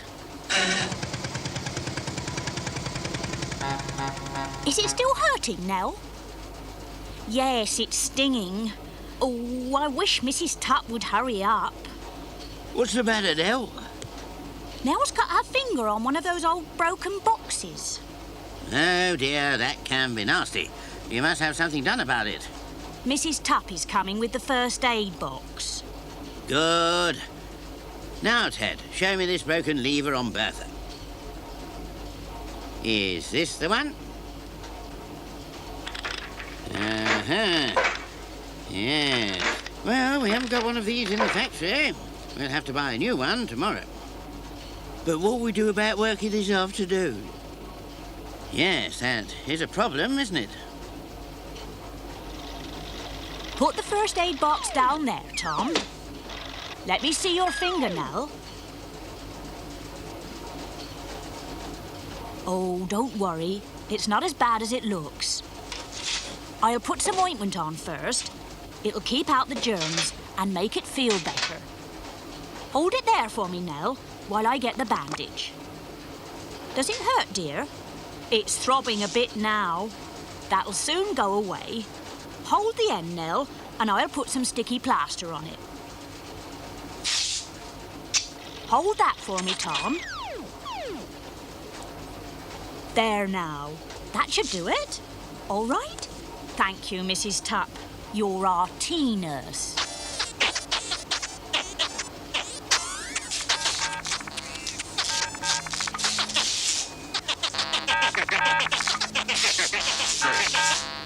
Oh, Tom has got himself all stuck up with the tape.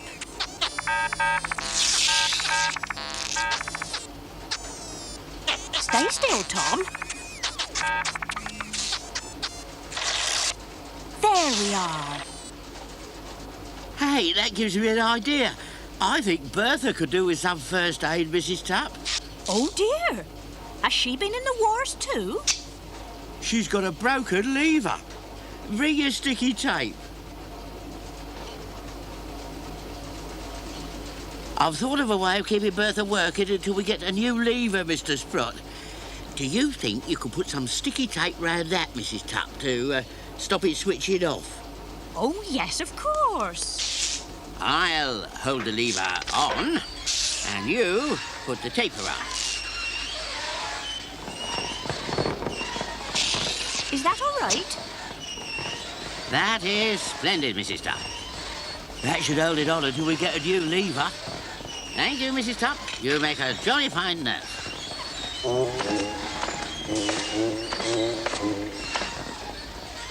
What did Bertha say?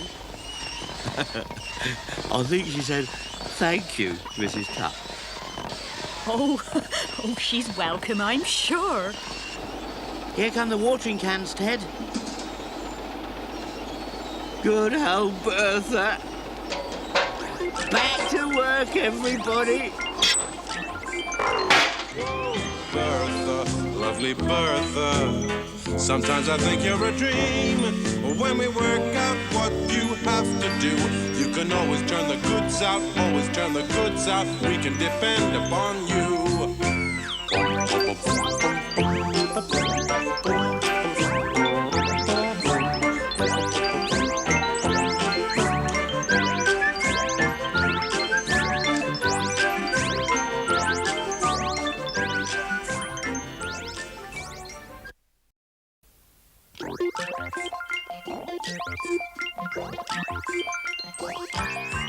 Bertha, lovely Bertha, you are a lovely machine, and anyone who works with you will know just what I mean. Whoa, Bertha, lovely Bertha, sometimes I think you're a dream. When we work out what you have to do, you can always turn the goods out, always turn the goods out. We can depend upon you.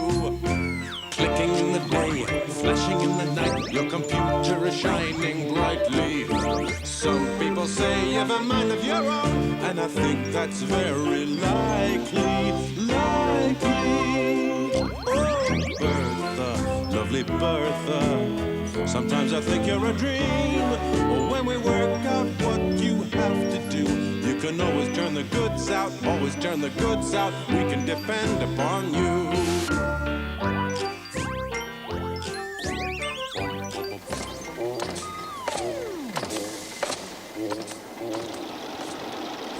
Today at Spotty's Wood & Company, Bertha is making garden gnomes. Tom takes them to Nell and Flo, who paint them in bright colours.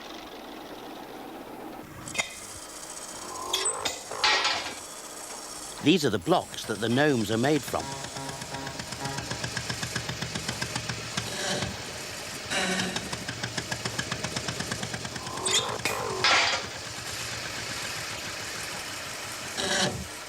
Here are some more blocks, Ted. Thank you, Roy. We'll stack them down here. I've given this one funny eyes, Nell. Well, I don't suppose it will mind. Do you have any gnomes in your garden? No, not in our garden. We only have weeds. I think I'll make this one special and give it a blue spot on the top of its hat. Oh, that does look special. Good morning, Ted. Morning, Roy.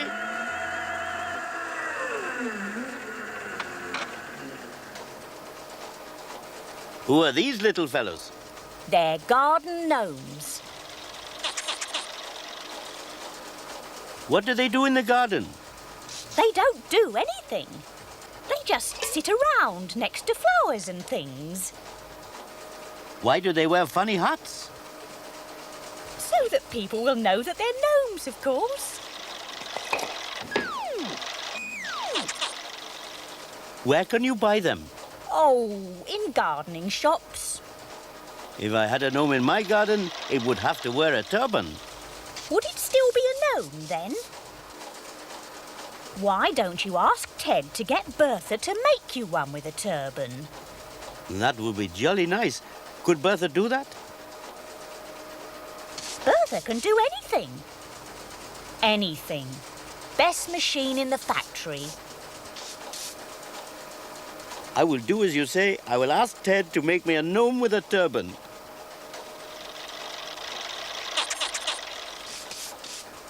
Hey, Flo, look at Mr. Duncan. Where?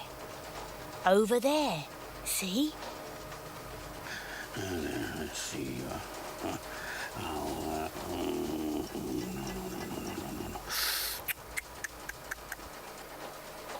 Yes, I see him. He's writing things down on his clipboard. I wonder why.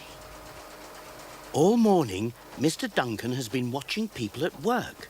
He checks his watch and then writes on his clipboard. Mrs. Top next. Nearly boiled, are we, Ernie?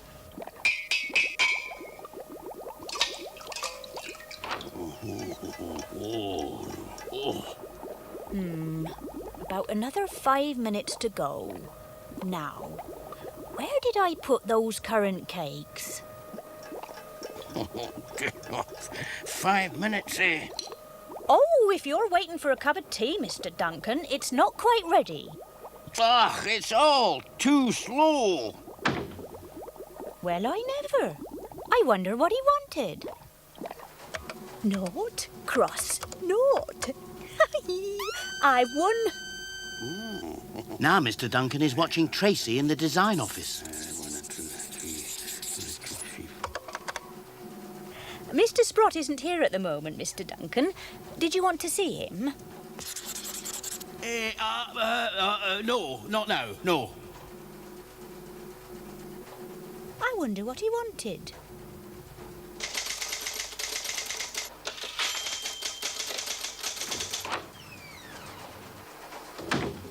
Did you want something, Mr. Duncan?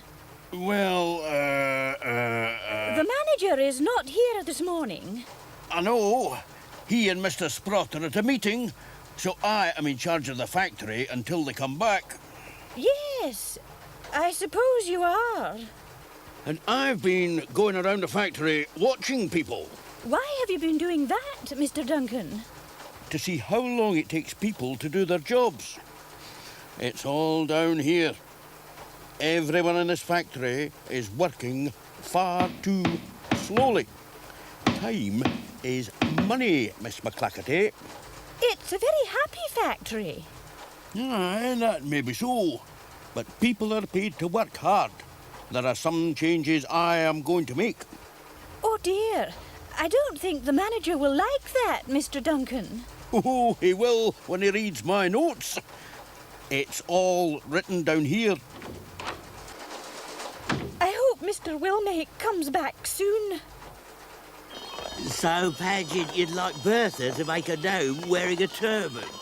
Yes, please, if it would not be too much trouble, Ted.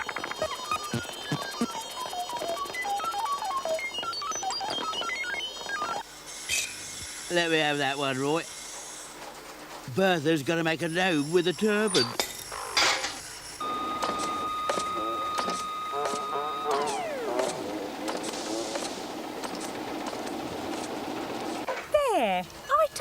Bertha could do it. All right, what's going on here? Nobody working as usual? We've all been working very hard. No, you haven't. You've been playing around. I have been watching you. It's all written down here. So that's why he was watching us, Nell. He's been spying on us. This is not spying. It is called time and motion study. It is to find out how fast people work and to see how quickly machines make things. It is this machine that's too slow. When you finish this job, Ted, I am closing Bertha down for good. But Bertha's the best machine in the factory. She is too old and too slow. Oh! And far too clever by half. You can't close down Bertha. What will happen to all of us? You'll all be given other jobs to do around the factory.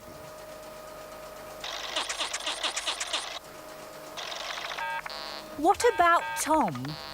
He only works with Bertha. He can keep the offices clean. In fact, he can start right now. We must organise a protest. Later, that afternoon, Tracy went to see Miss McClackerty. Miss McClackerty, what are we going to do? Mr. Duncan says that we're not working hard enough and he's going round the factory changing everyone's job. I know. I wish Mr. Wilmake was here. What's Tom doing here? This is his new job. He's not allowed to work with Bertha anymore. Oh, dear. Poor old Tom. I'm going to see Ted about this. I'll come with you.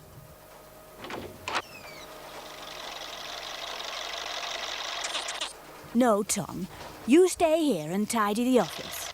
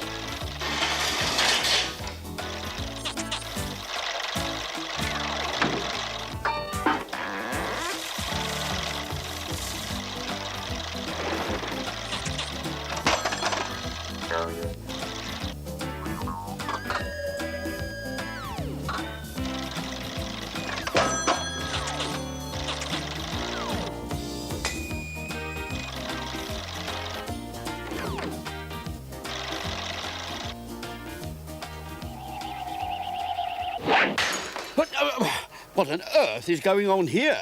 That plant pot nearly hit me.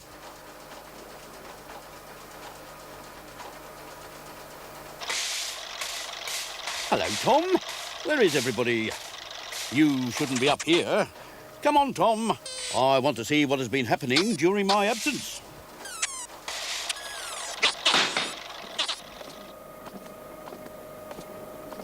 Oh, Mr. Wilmake, thank goodness you're back. What on earth's the matter, Miss McClackerty? Mr. Duncan's closed down Bertha. She's not allowed to work anymore. But Bertha's our best machine. Bertha's best. Bertha's best. Bertha's best. Bertha's best. Bertha's best. Bertha's best. Bertha's best. Bertha's best. Now come along. Time to stop protesting and have a nice cup of tea.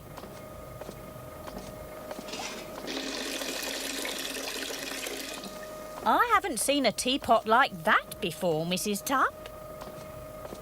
This is Mr. Duncan's idea to speed up the tea break. Sorry, no more tea breaks this afternoon. Now, what's all this protesting, Ted? Don't shut down Bertha. Bertha is the best machine. Bertha must stay. We like working with Bertha. Bertha's best. Bertha's best. Bertha's best. Ah, there is Mr. Duncan.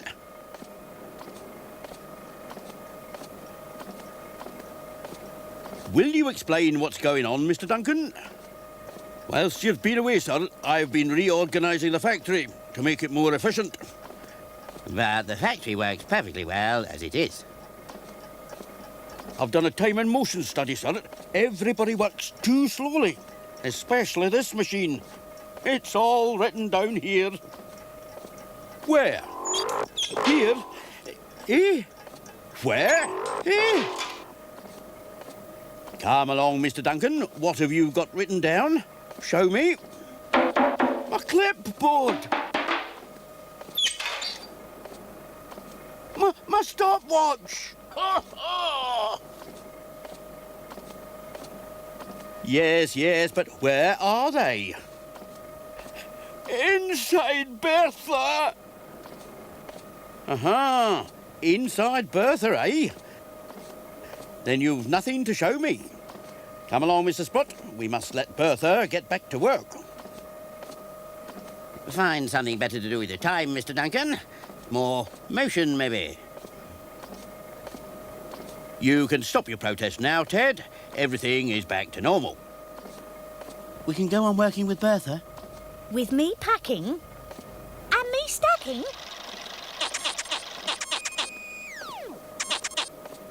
Yes, carry on, Ted. You can all go on working with Bertha. Oh, I'm glad that's over. Flown. Look.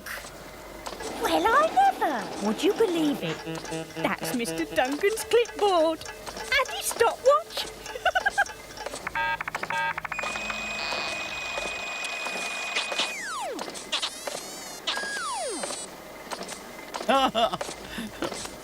Good old Bertha. She knew what to do. Bertha, lovely Bertha. Sometimes I think you're a dream. When we work out what you have to do, you can always turn the goods out, always turn the goods out. We can depend upon you.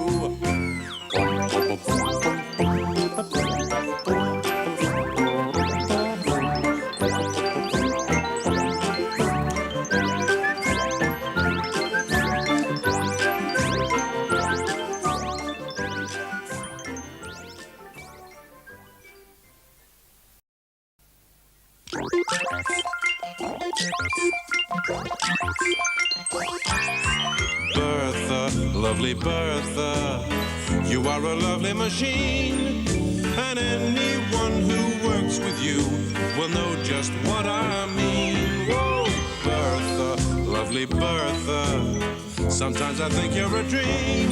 When we work out what you have to do, you can always turn the goods out, always turn the goods out. We can depend upon you.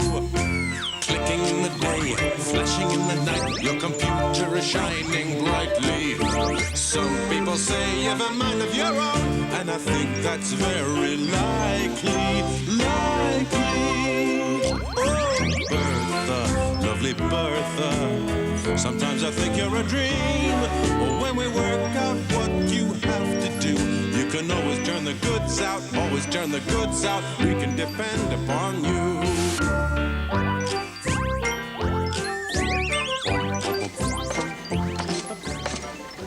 This afternoon at Spotter's Wooden Company, Bertha is making nuts and bolts.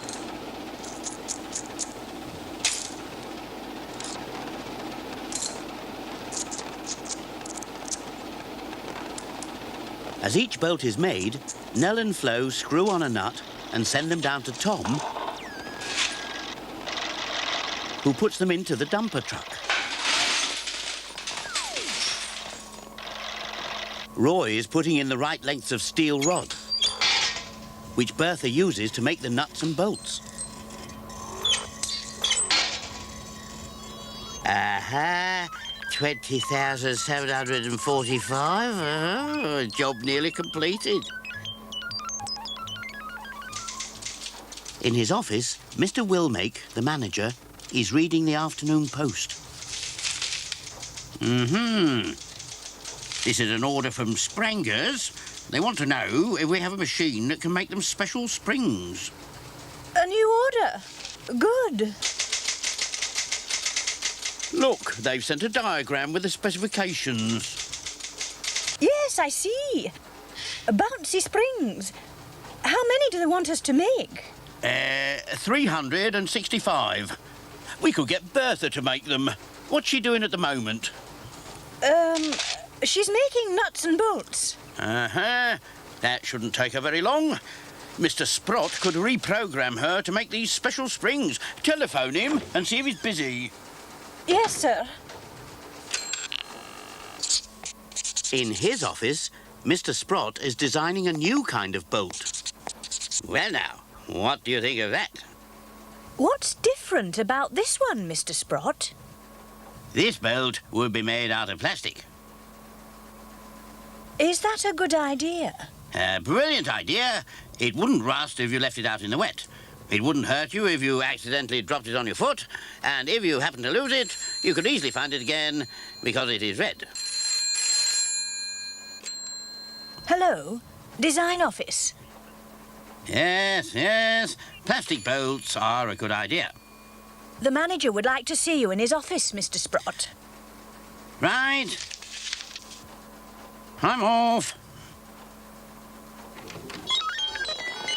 How many more bolts, Ted? 7. 1, 2, 6, 7.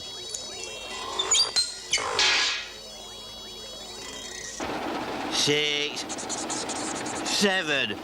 Right, that's the lot. All bolts made. And the last nut going on. OK, then. That's the lot, Roy. Take them to the dispatch department.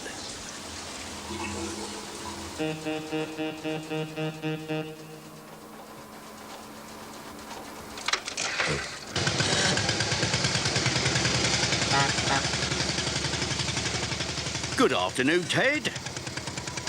I see that you've finished making the nuts and bolts. I have a very important job for Bertha, to make some special springs. What sort of springs, Mr. Wilbake? I have the order here with a drawing. I have worked out all the calculations. Tracy put it on her computer. Here is the card to program Bertha. To make this sort of spring, we'll need special steel. I think Paget has got some in the dispatch department. Good. We'll get some and start work. How many springs does Bertha have to make? 365. All right, Mr. Wilbake. I'll let you know when they've been made. Tom! Find Roy and go with him to the dispatch department. He'll ask Paget to let you have some whippy, springy steel. Off you go.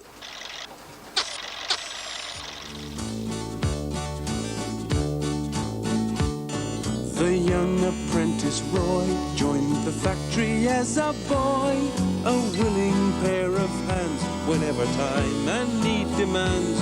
Though he might be shy at talking, he thinks very hard while working, climbing to success, and he won't be second best.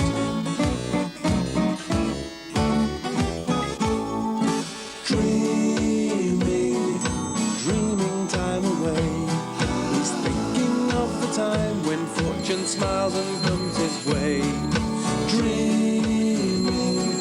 dreaming time away, his favorite little pastime, going through the day, dreaming time away, his favorite little pastime, going through the day.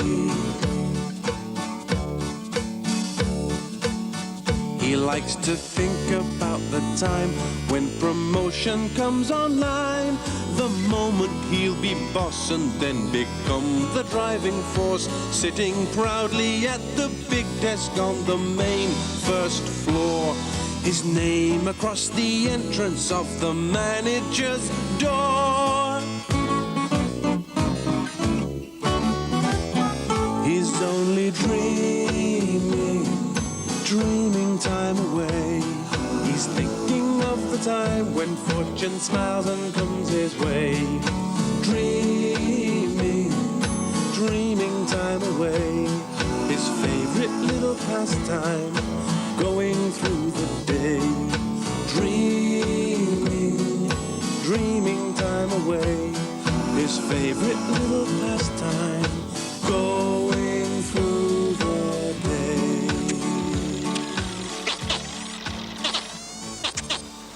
For me? Thank you. Springy steel from Paget. OK, come on, Tom. Paget! Hey, what are you doing up there?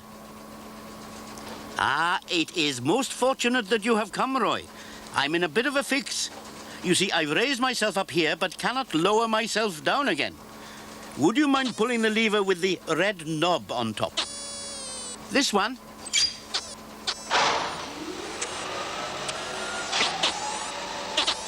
That is most kind of you.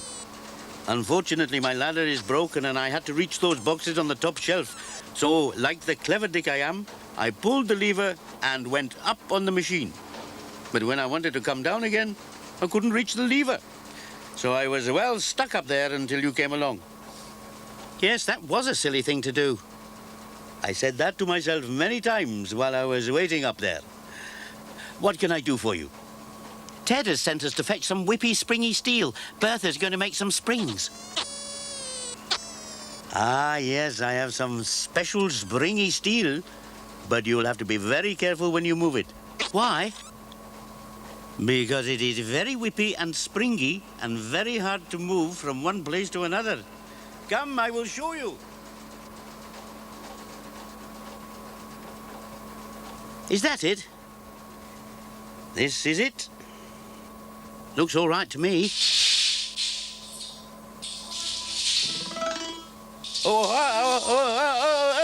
Paget, get hold of the other end.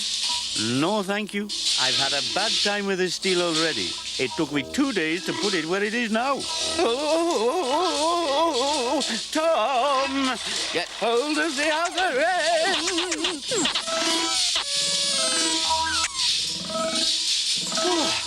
I see what you mean, Paget. Now, how do we get it back to Bertha? You must hold it very gently and walk very carefully. OK, let's try. Tom, move very slowly. Steady. Tom, steady.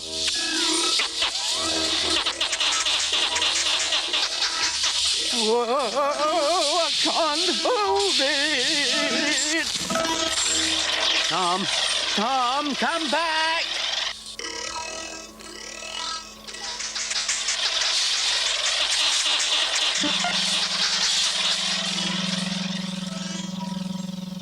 What was that, Nell? I don't know. What was that, Flo? I think it was Tom. Have you seen Tom? He went that way, being chased by something. What's wrong, Roy? Tom got hold of some of the springy steel and he can't let go. Whew. I better go after him. Now, wait till he comes round again and then we can grab him. What was that? Here he comes. Get ready to grab him as he passes. Oh! Oops! Well, Tom's all right. He had a bit of a fright, that's all. Well, now that we have the springy steel, we can make some springs. Feed it into Bertha, Roy.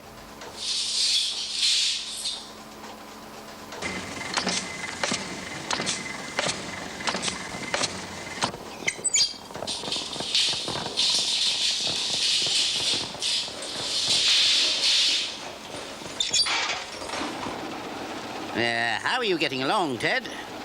This'll be the first one, Mr. Sprott. It's not quite right. Try again, Ted. Square springs. Most unusual.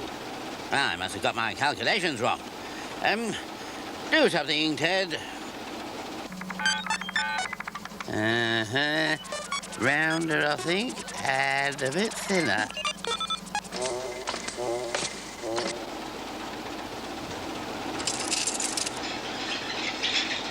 Anyone for tea?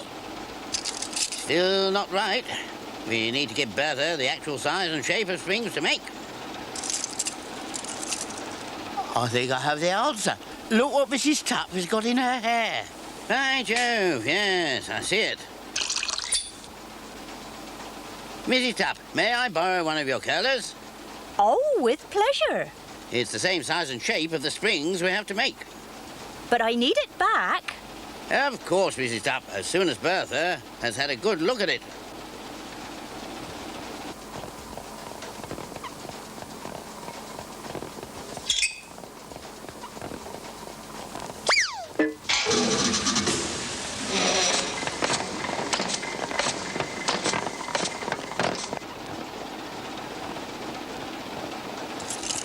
Well done, Bertha. Exactly right. Here you are, Mrs. Tupp, and many thanks. You're welcome, sir. Now that Bertha knows what to make, we can get on and make 365 springs. What shall we do with these, Mr. Sprott? Anything you like. I don't think they're of much use. I've got an idea. I'll take them to Panjit.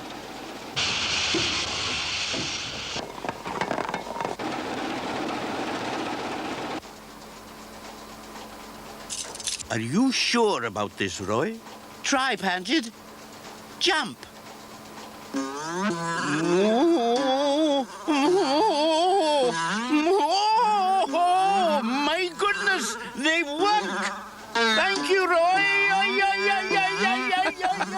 Don't thank me. Thank Bertha. Oh, Bertha, lovely Bertha. Sometimes I think you're a dream. When we work out what you have to do, you can always turn the goods out, always turn the goods out. We can depend upon you.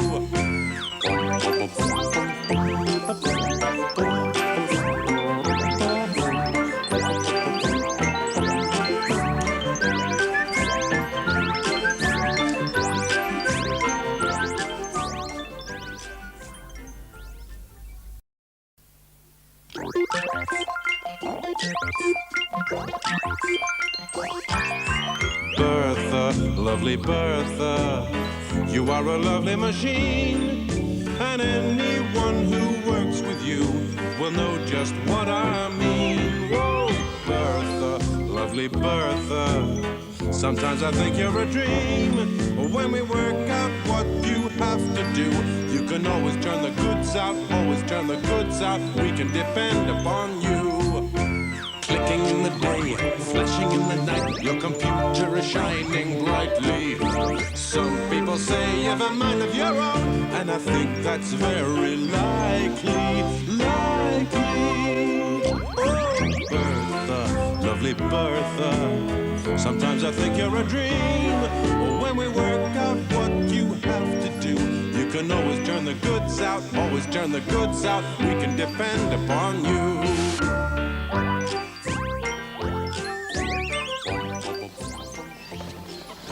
Today at Spotty's Wooden Company, Bertha is making jumping kangaroos.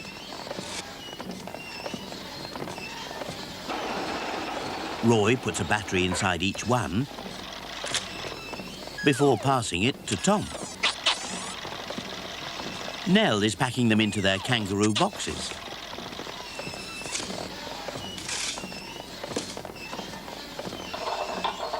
Flo is stacking them, ready for Panjid to take them to the dispatch department. Thank you, Flo.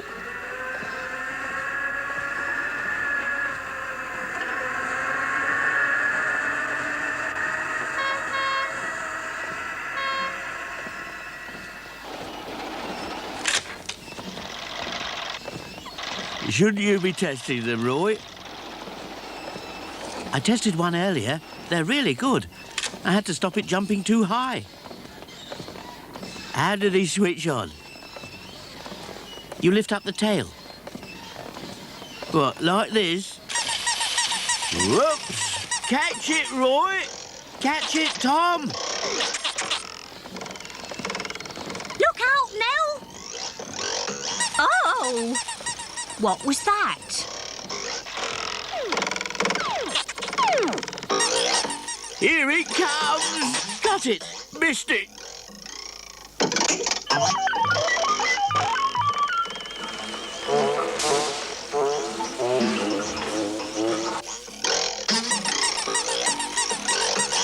Where's it gone now? Down there. Watch out, Flo!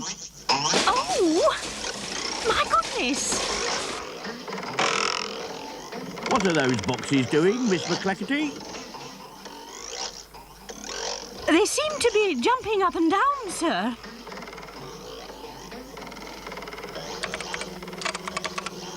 What was that? What is all that noise, Mr. Sprott? Noise? What noise? What's going on?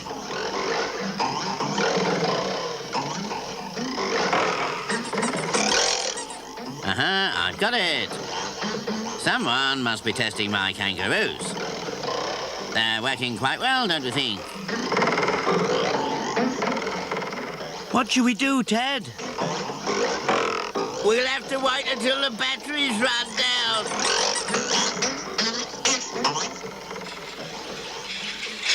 Tea's up. Oh! Oh! My trolley! Stop it, someone!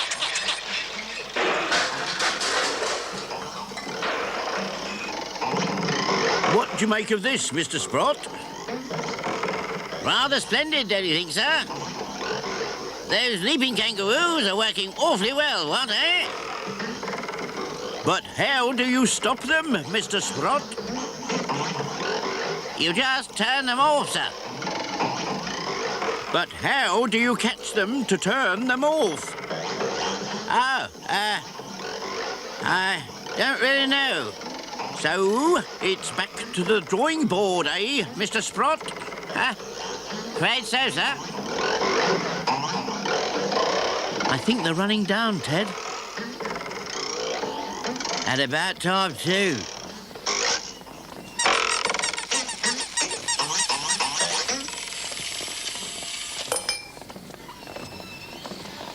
Well, I never.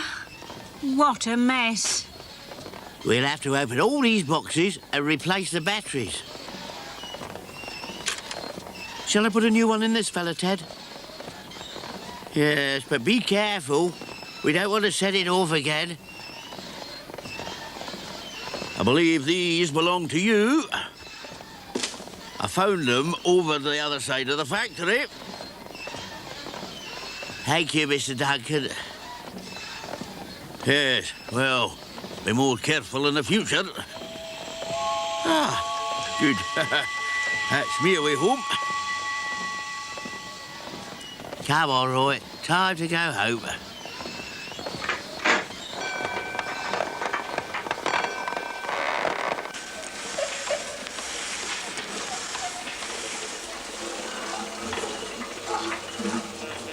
You two, Nell and Flo, leave all that till the morning. Night, Ted. Goodbye, Tom. See you in the morning.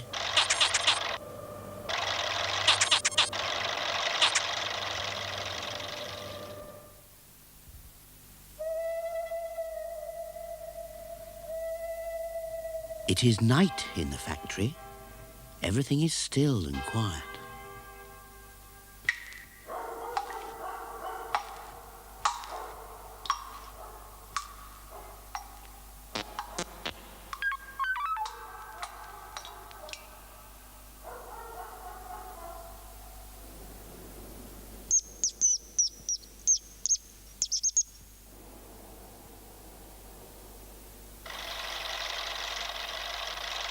Tom can't wait for the new day to start, and he can begin work again.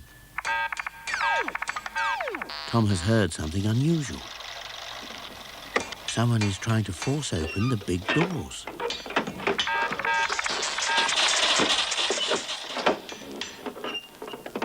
Is this the place? Of course it's the place. Shh. Well, where's the safe then? It's up in the office. What office? Up there, see? Come on. We mustn't make a mess. Leave everything tidy, OK? Yeah. Leave everything tidy. Why? So no one will know we've been here. Oh. You go first, Horace. Why? You said you knew where the safe was. Oh, yeah. Come on. Here, Bill. What was that? What was what? Oh, I thought I heard someone. Down there. It's your imagination. There ain't nobody down there. But I heard something, I'll tell you.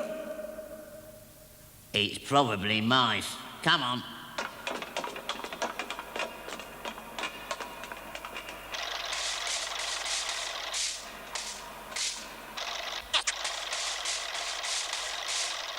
Now, let's see. No, that's no good. We'll be here all night. I'd better use this. Listen. What's that noise? It's me trying to open a safe. No, not that. That! Listen! It sounds like someone sweeping. Go and have a look then.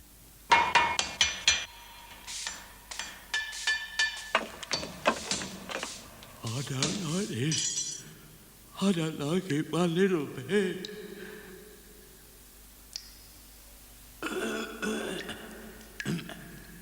Is there anyone down there?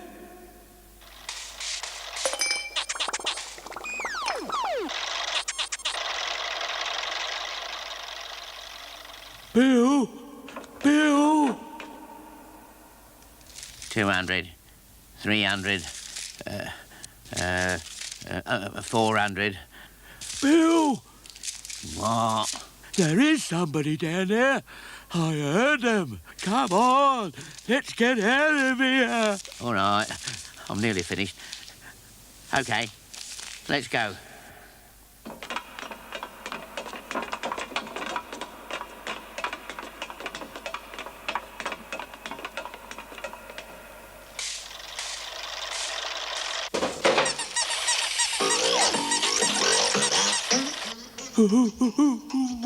What was that? Shush, listen. I'm off. Oh, wait for me.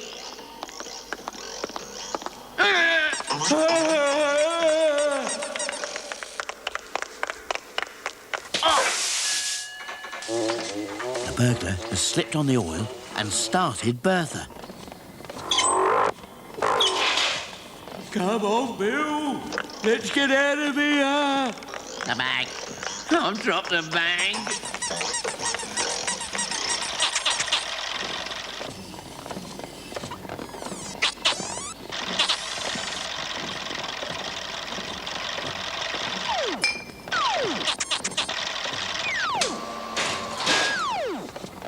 When Mr. Willmake, the manager, arrived at work the next morning, he found the safe open and the money gone.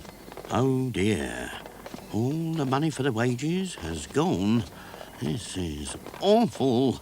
Miss McClackerty, you had better telephone for the police. Very well, sir.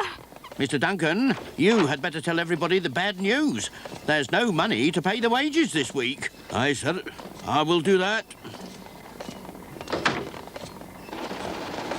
I can't understand it, Roy. I'm sure I switched Bertha off before I went home. It's funny, isn't it? And where's Tom? Here he comes. Oh, thank you, Tom. I wonder what went on here last night. I can tell you that, Ted. Someone broke into the factory last night and stole all the money from the safe. Oh, no! What? All the money? Yes, the lot. So Mr. Willmake has asked me to tell you that he's very sorry, but there'll be no money to pay the wages this week. But Bertha knows what really happened. Hey? What's this? It's full of money. Aye, So it is. It must be the money stolen from the safe. The money from the safe? You found the money? That's wonderful. It seems to be all there. Well done, everybody. We didn't do anything, Mr. Wilwake. It's a mystery. Bertha did it all. And Tom.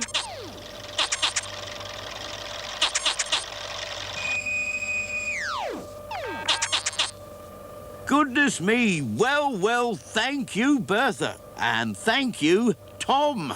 Now we can all be paid this week. Good. Well. Thank you, Bertha. You're not such a bad machine, after all. Whoa, Bertha, lovely Bertha. Sometimes I think you're a dream. When we work out what you have to do, you can always turn the goods out, always turn the goods out. We can depend upon you.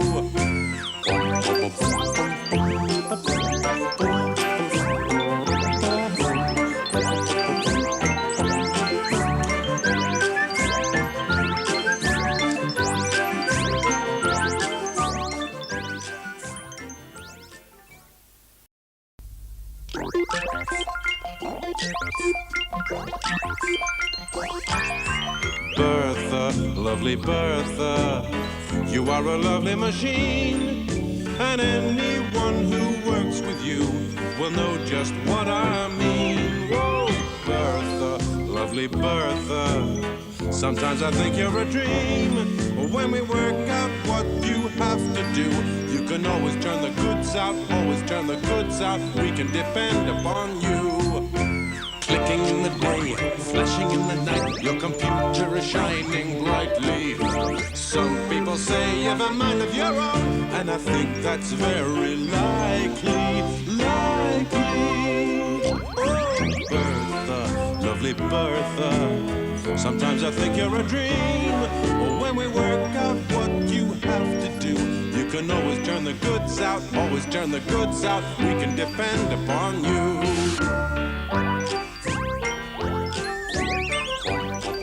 Today, at Spotty's Wooden Company, Bertha is making cuckoo clocks. Roy tests each one. He sets the hands to 3 o'clock.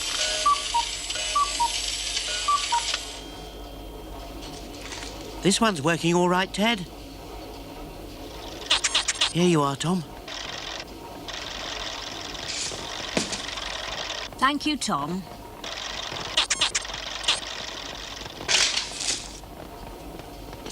There you are, Flo.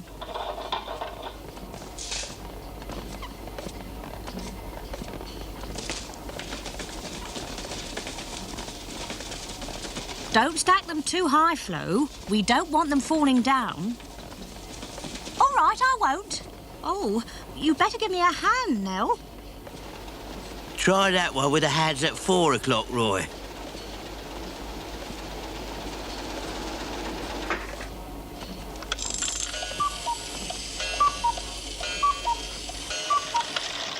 It's okay, Ted.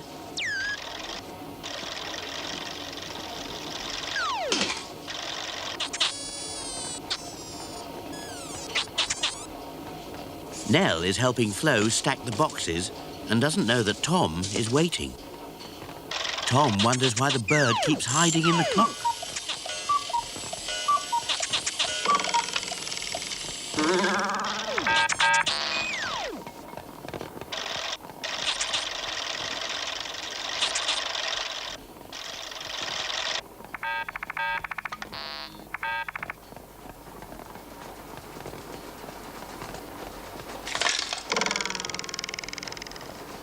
Oh, this one is broken, Roy.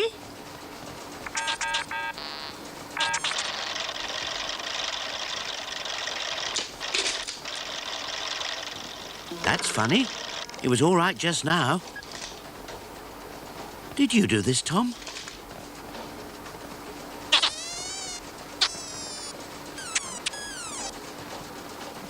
We've got a broken one here, Ted. Broken? Let me try it.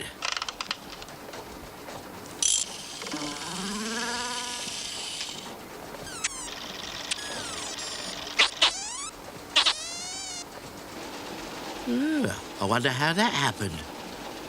Put it to one side, Roy. Try the next one with the hands at 5 o'clock. 1, 2, 3, 4, 5. OK, Ted. Why do they call them hands? They look more like arms to me. I suppose because they point to the numbers. But you can't point without using your arms, can you? I mean, like this. I think Roy wants something now. He's waving at you. Oh, yes. Did you want something, Roy? No, it's all right now. I was just using my arms to point. At what? We were talking about hands on a clock. Yes, those things that point at the numbers, Nell. Why are they called hands and not arms? I don't know. Why are hands on a clock called hands, Flo? Because they've always been called hands. It would be daft to start calling them arms. Why? I mean, you point with your arms, don't you? Like this. Mrs. Tupp, the tea lady, thinks Roy is waving to her. All right, I'm coming. Everyone's in a hurry for their tea. Panjid also thinks that Roy is waving at him. Very well, I shall be along soon. Everybody wants their boxes collected at once. Oh, oops. I am very sorry, Mrs. Tupp. I was driving most carelessly. I hope I haven't spilled your tea. That was quite a bang you gave me, Panjid. I am sincerely sorry. I was hurrying, you see, because I thought Roy was waving at me. He was waving at me. That's why I was hurrying. There, you see?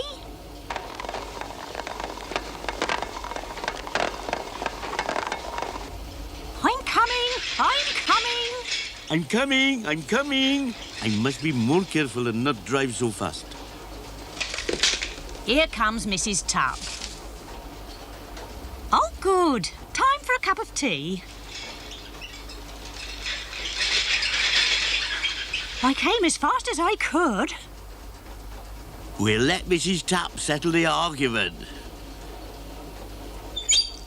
Mrs. Tupp, do you point with your arms or your hands?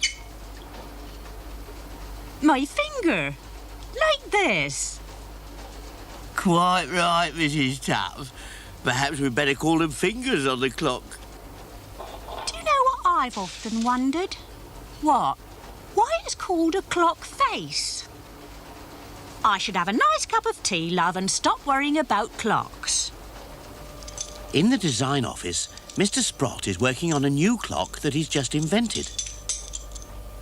Put this piece there. That's right.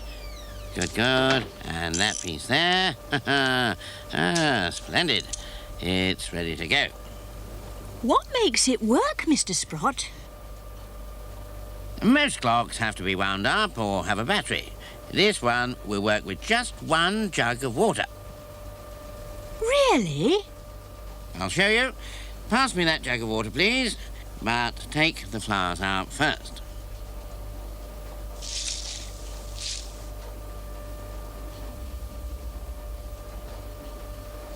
That's it.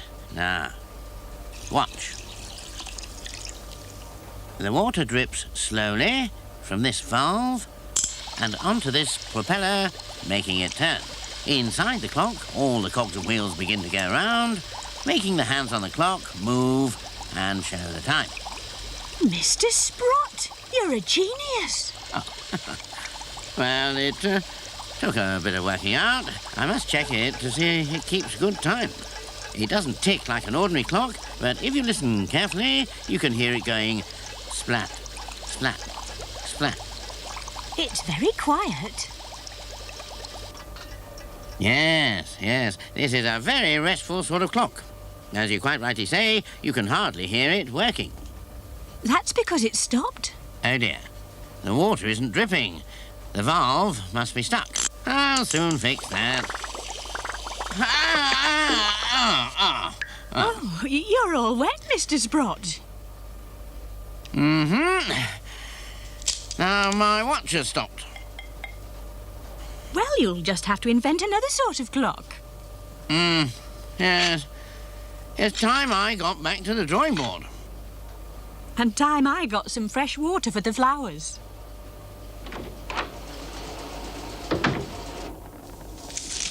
Miss McClackerty has been finding time to tidy her office.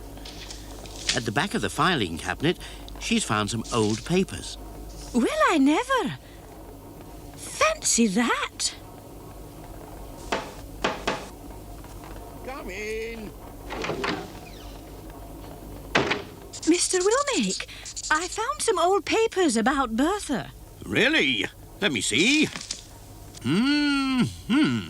It says that Bertha first came to the factory 50 years ago. That must have been in my grandfather's day. It says she came here 50 years ago tomorrow. Tomorrow is Bertha's birthday. By Jove, so it is. We ought to have a celebration. Have a birthday party with presents for her. What sort of presents can you give a machine? Ted could give her some new oil. Roy could give her a spot of paint. We could all polish her and make her look grand. I could give her the day off. Mrs. Tubb could make her a birthday cake, and we could have a party tomorrow morning. A splendid idea, Miss McClackerty. Tell everybody about the anniversary and say we'll meet at Bertha tomorrow morning. Bertha, 50 years old. My word. Well.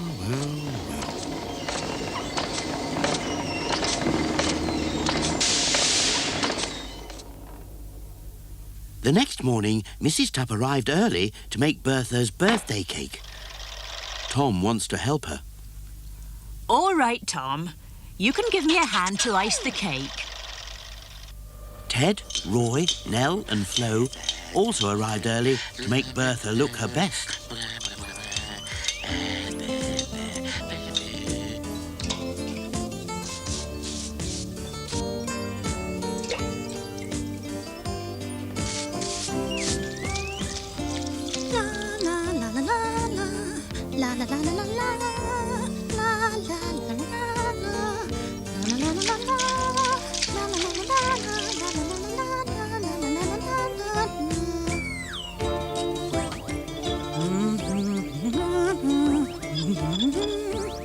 You've got to look your best today, Bertha. I'll just tighten this up a bit. Bertha wonders what all the fuss is about. It's nearly time. Gather round, everybody. Happy birthday, Bertha. Happy birthday, Bertha. Many happy returns, Bertha. Happy birthday, Bertha. Fancy being 50. Happy birthday, Bertha. Yeah, you're not so bad for such an old machine. A very merry birthday, Bertha.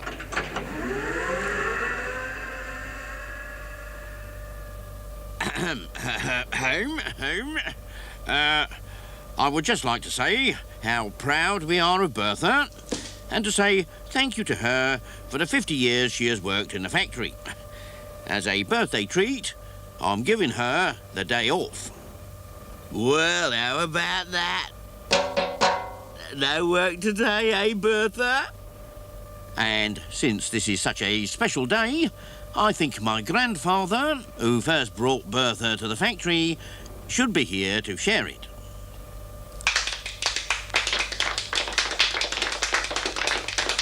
Come on, Mrs. Tubb. I'm here. Phew, I'm all puffed. It's all been such a rush. Now, who would like a nice cup of birthday tea? Where's the birthday cake, Mrs. Tubb? Ah, yes. That is being brought by my new helper.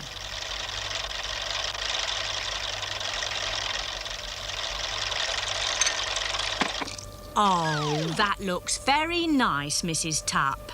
It looks lovely. Really smashing.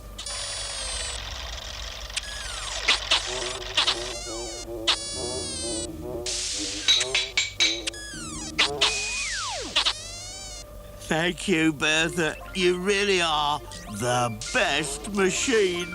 Whoa, Bertha, lovely Bertha.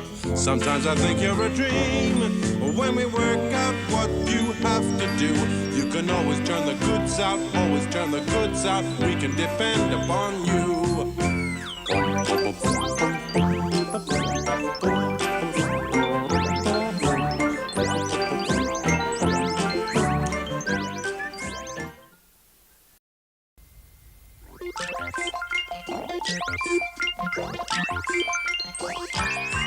Bertha, lovely Bertha, you are a lovely machine, and anyone who works with you will know just what I mean. Whoa, Bertha, lovely Bertha, sometimes I think you're a dream. When we work out what you have to do, you can always turn the goods out, always turn the goods out. We can depend upon you. Clicking in the day, flashing in the night, your computer is shining brightly. Some people say you have a mind of your own, and I think that's very likely. Oh, Bertha, lovely Bertha, sometimes I think you're a dream. When we work out what you have to do, you can always turn the goods out, always turn the goods out. We can depend upon you.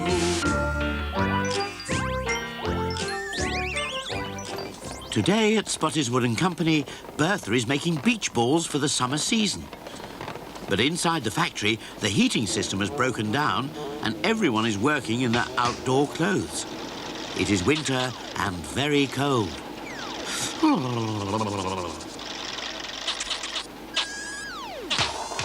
Number 5, Flo. OK, now.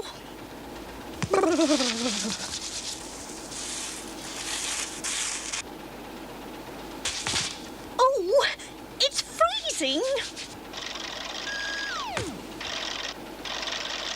Come on, Bertha. You're so slow. Ted, can't you get Bertha to work any faster? We're all getting very cold waiting around. It's this winter weather making her work so slowly. Gosh, what's this? Oh, dear. That's not a beach ball. Looks nothing like a beach ball. It looks like a big snowball. It is a big snowball.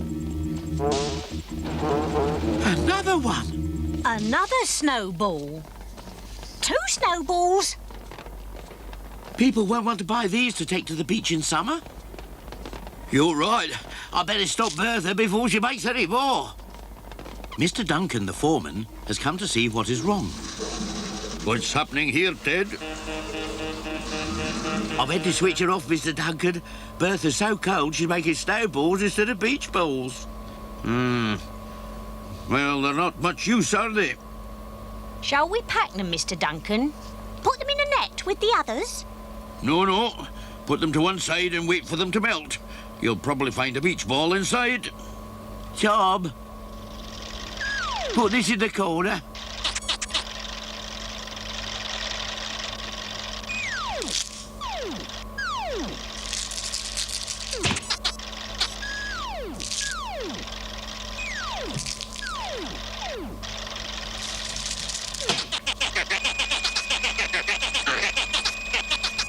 I'll help you, Tom. Now stay there. Oops! Ooh!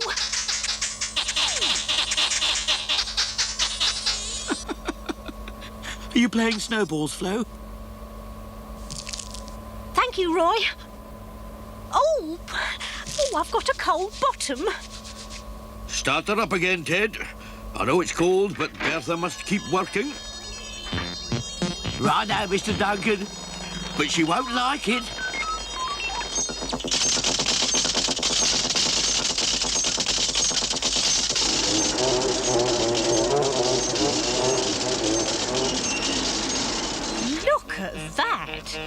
Shall I pack this one, Mr. Duncan? Or shall I put it with the snowballs? Leave it there. There's something wrong with this machine. Yes, she's freezing. Well, you have to find a way of keeping her warm until Mr. Sprott has repaired the heating system. Tracy is helping Mr. Sprott to find out what is wrong with the factory's heating. Please hurry up, Mr. Sprott. I'm so cold I don't think I can hold the ladder much longer. I'm afraid it'll be a while yet, Tracy. I can't see what's gone wrong. The hot water is not getting from the boiler to the fan. Maybe one of the pipes is blocked. That's probably what it is. Well done, Tracy. Give me a spanner. Spanner. Pliers. Pliers.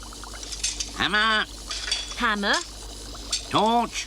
You left the torch up there, Mr. Sprott. Yes, so I did. I have an electric fire at home, Ted. If I went and fetched that, it might keep Bertha warm. Yes, that's a good idea, Roy. You go and get a fire, and I'll take this and show it to the manager. Right. Shan't be long.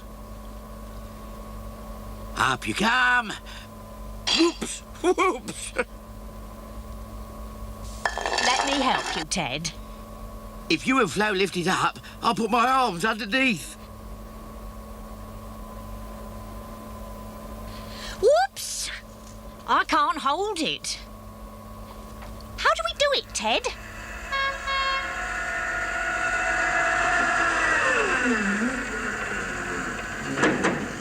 A very frosty morning to everyone. What is that there? That's a beach ball in a block of ice. Bertha made it. Goodness me, that is something I've never seen before. What is it for? Winter sports? Put it on there now while I have a think. You cannot leave it there. I have work to do. Oh, you poor dears. You look so cold. What about a nice hot cup of tea to warm you up? My hands are so cold. What about you, Ted? Not just now, Mrs. Tupp. I've got to get this block of ice up to the manager's office. It's very difficult to carry. Because it's so slippery.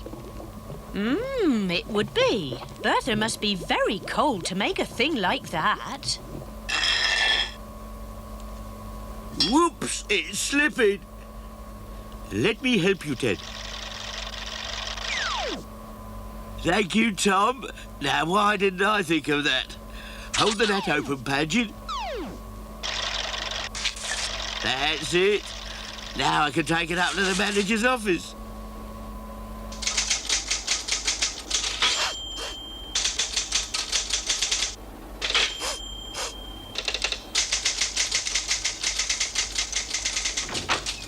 Good morning, Miss McClackety. I'd like to see the manager.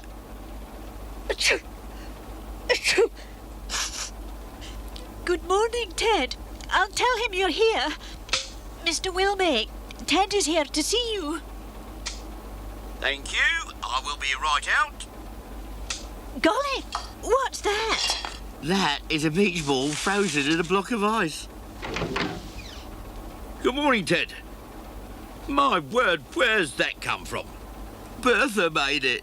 Bertha made a beach ball in a block of ice? Yes, sir. That and 2 large snowballs.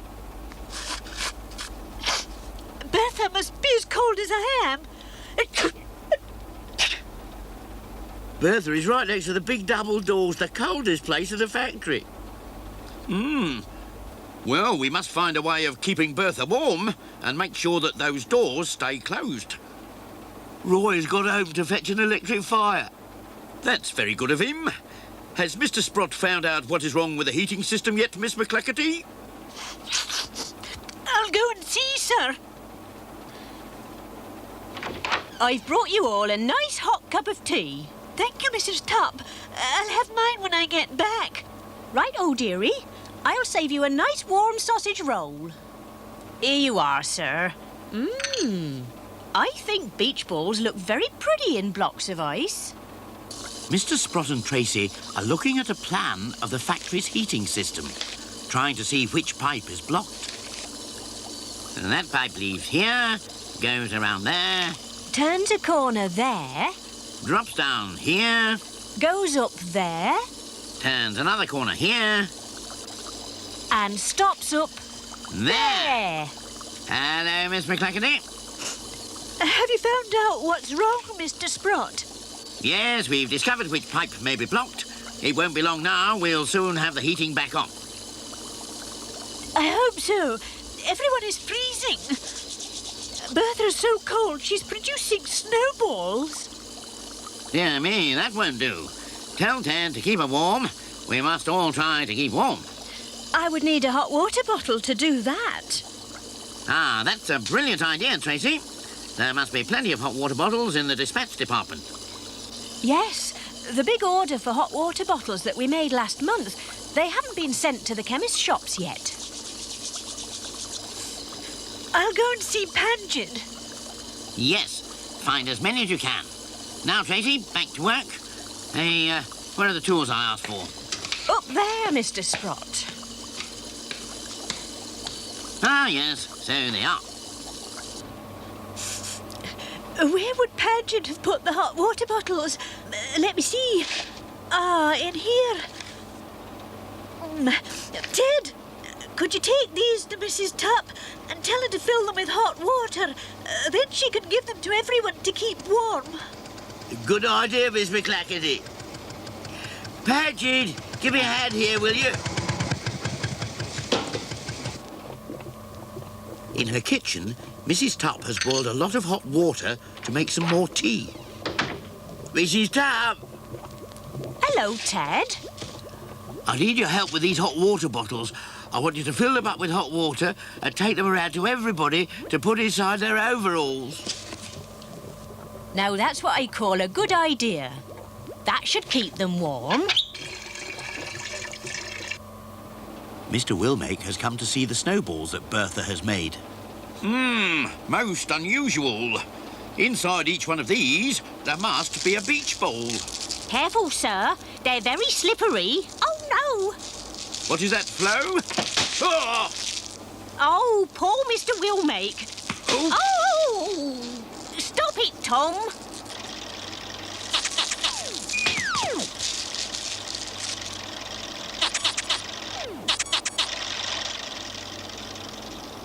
Oh, just hold on to me, Mr. Wilmake. Oh, help! I'm slipping.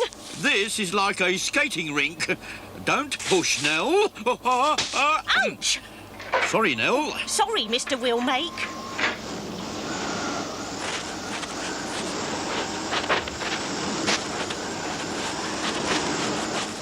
I've got the electric fire.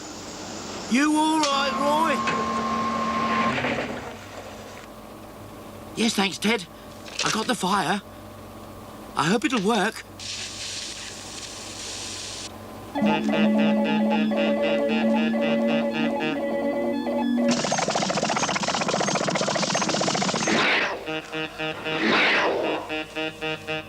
My word, what a sneeze. Bertha's caught a cold. Where's Mrs. Tupp and the hot water bottles? I'm here. I heard the sneeze. Oh, poor old Bertha.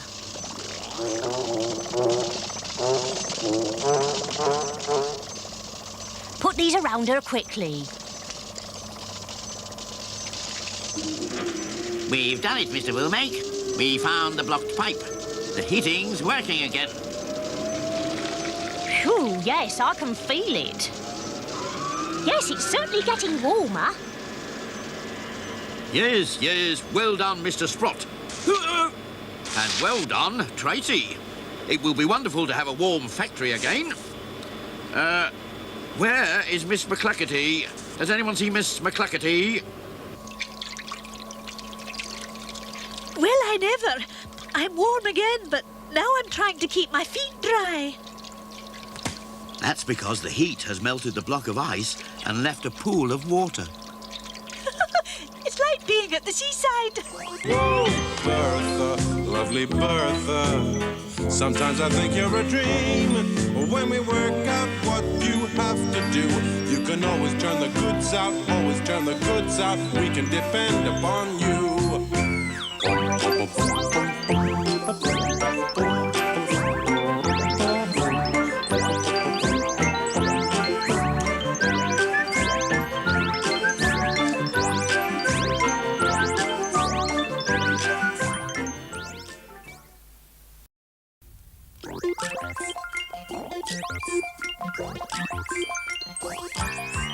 Bertha, lovely Bertha, you are a lovely machine, and anyone who works with you will know just what I mean. Whoa, Bertha, lovely Bertha, sometimes I think you're a dream. When we work out what you have to do, you can always turn the goods out, always turn the goods out. We can depend upon you.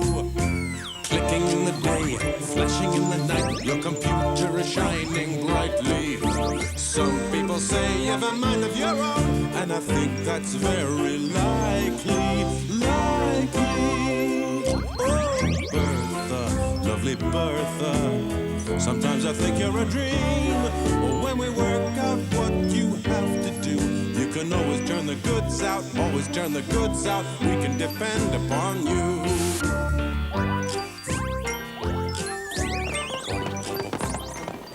This week at Spotty's Wooden Company, Bertha is making plastic bath sponges. Ted is pouring in the sponge-making liquid. And Roy is ready with the air. I'm ready, Ted. How about you, Tom? Right, if we're ready, we can get started. Yes, OK, yes. Right, go!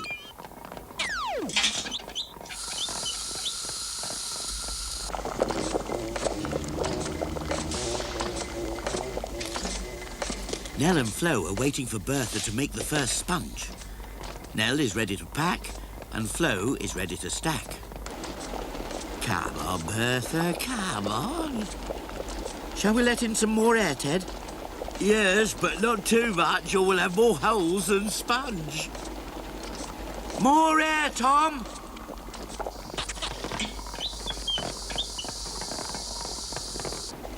What's the hold-up? I don't think Bertha likes making sponges, Flo. I thought sponges came from the bottom of the sea. Yes, well, real ones do. Nothing yet, Ted. I don't know what's happening here. Now, let me see.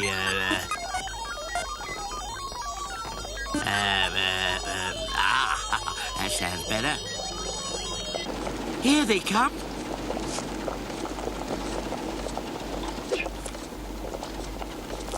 I think they're too small, Ted. You couldn't have much of a bath with that. I think it needs more air. More air, Roy. More air, Tom.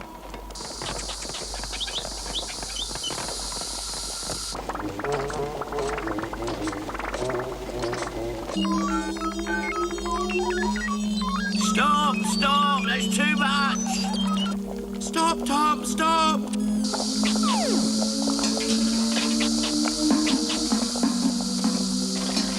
The tap's stuck, Ted. It won't turn off.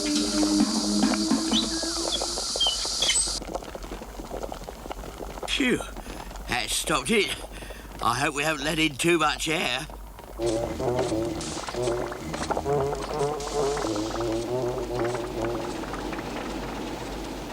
Wow, cool. I think that one's going to be too big, Ted. I wonder what is wrong with Bertha today. I think I better make some more adjustments. Like I said, I don't think she likes making plastic sponges.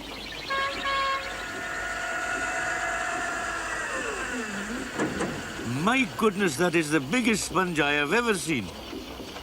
Yes, it's a mistake. Will you take it away for us, Paget? Yes, most certainly, when I've delivered this. What's in there, Paget? I do not rightly know. Mr. Duncan told me to collect it from the yard. It came this morning by large lorry. Now, come along, come along. What's the hold-up, Paget? What's in the crate, Mr. Duncan? You'll find out all in good time. Bring it this way, Paget.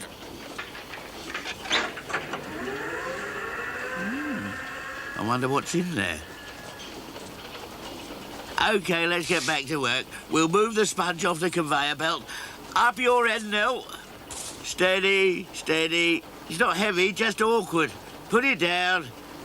That's right. Oh, oh. I hope Bertha doesn't make any more big ones like that. All right, Ted. I will take this and put it in the store shed. Mr. Duncan wants everyone to go to the other end of the factory, Ted. He's going to open up the crate.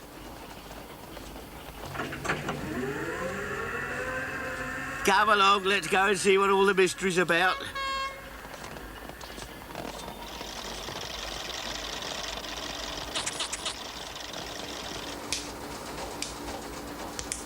Right, gather round, everybody. I can't stay long, Mr. Duncan. I've got to get the tea trolley ready. We won't be needing the tea trolley anymore, Mrs. Top, because in here we have an automatic vending machine.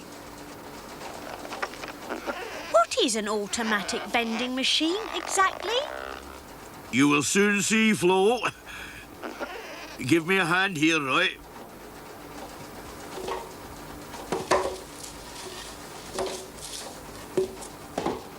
Well, I never.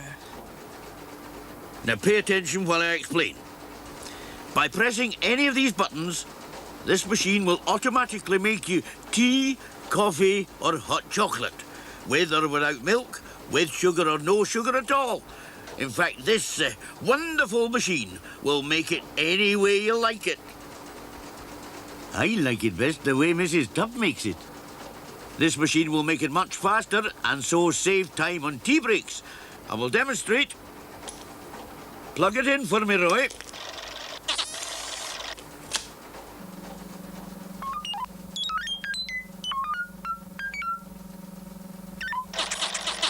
Keep back, Tom. Now, if anyone wants a nice cup of tea, this is what you do. Press the button for tea, press the button for milk, press the button for sugar.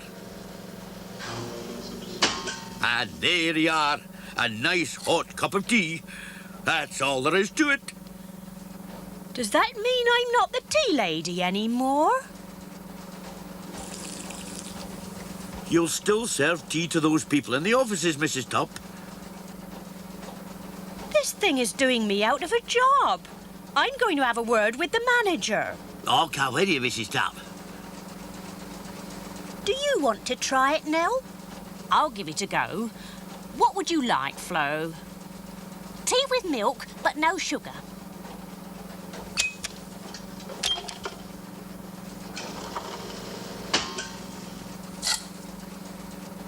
Thanks, Nell. I think I'll have the same.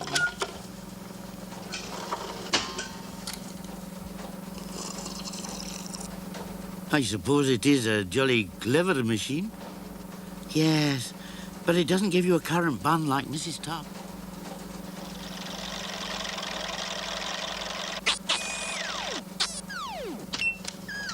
It seems that Tom has found a new friend.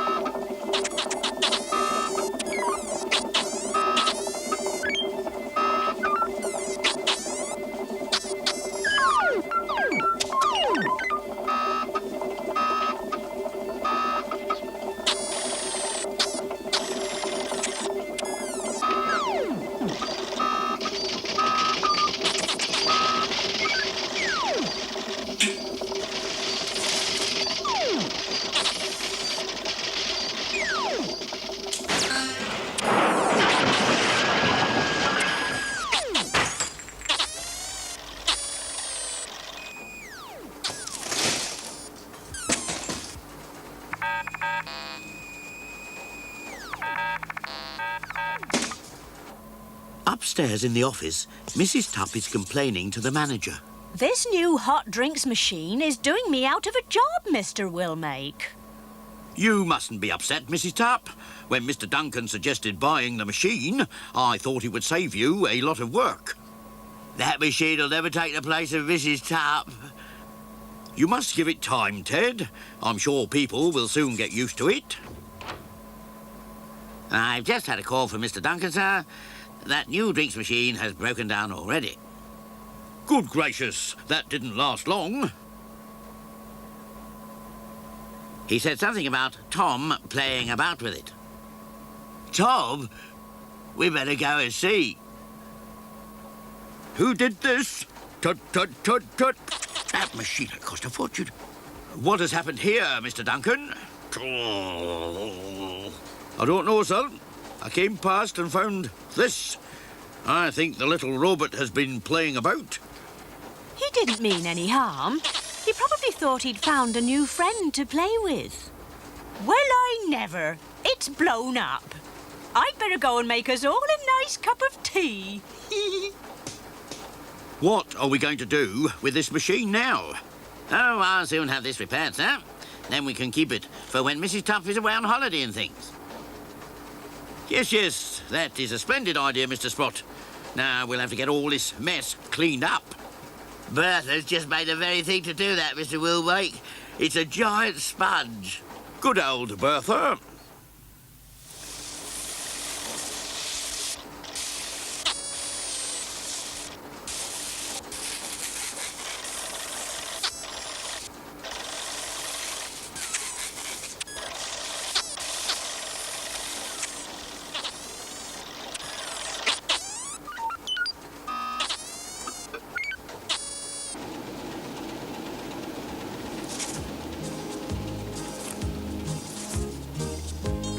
Tom's the little robot in the factory.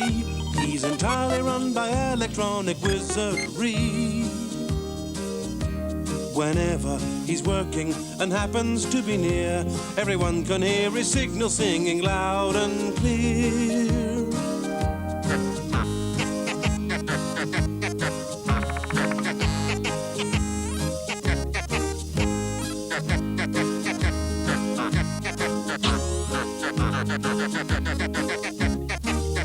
He's a lovely little robot, and he feels just like a friend. He helps with all the tiresome jobs that never seem to end.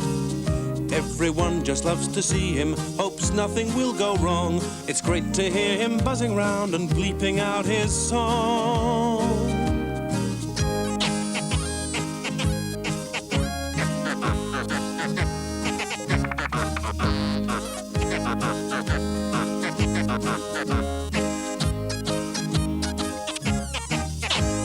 T.O.M. Bertha's robot son. It's a sight to see him working, electronically talking.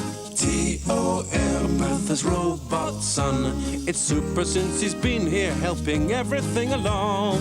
T.O.M. Bertha's robot son. It's super since he's been here, helping everything along.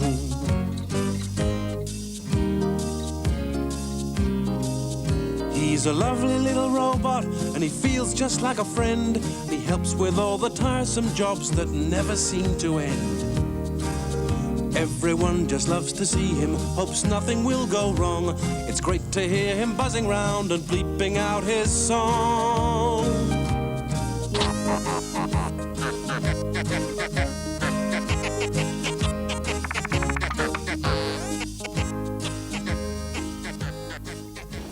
These sponges are just the right size. They fit the sponge bag nicely. Oh, that's good. And that big one really came in handy, eh? Good old Bertha, you've done it again. Bertha, lovely Bertha. Sometimes I think you're a dream. When we work out what you have to do, you can always turn the goods out, always turn the goods out. We can depend upon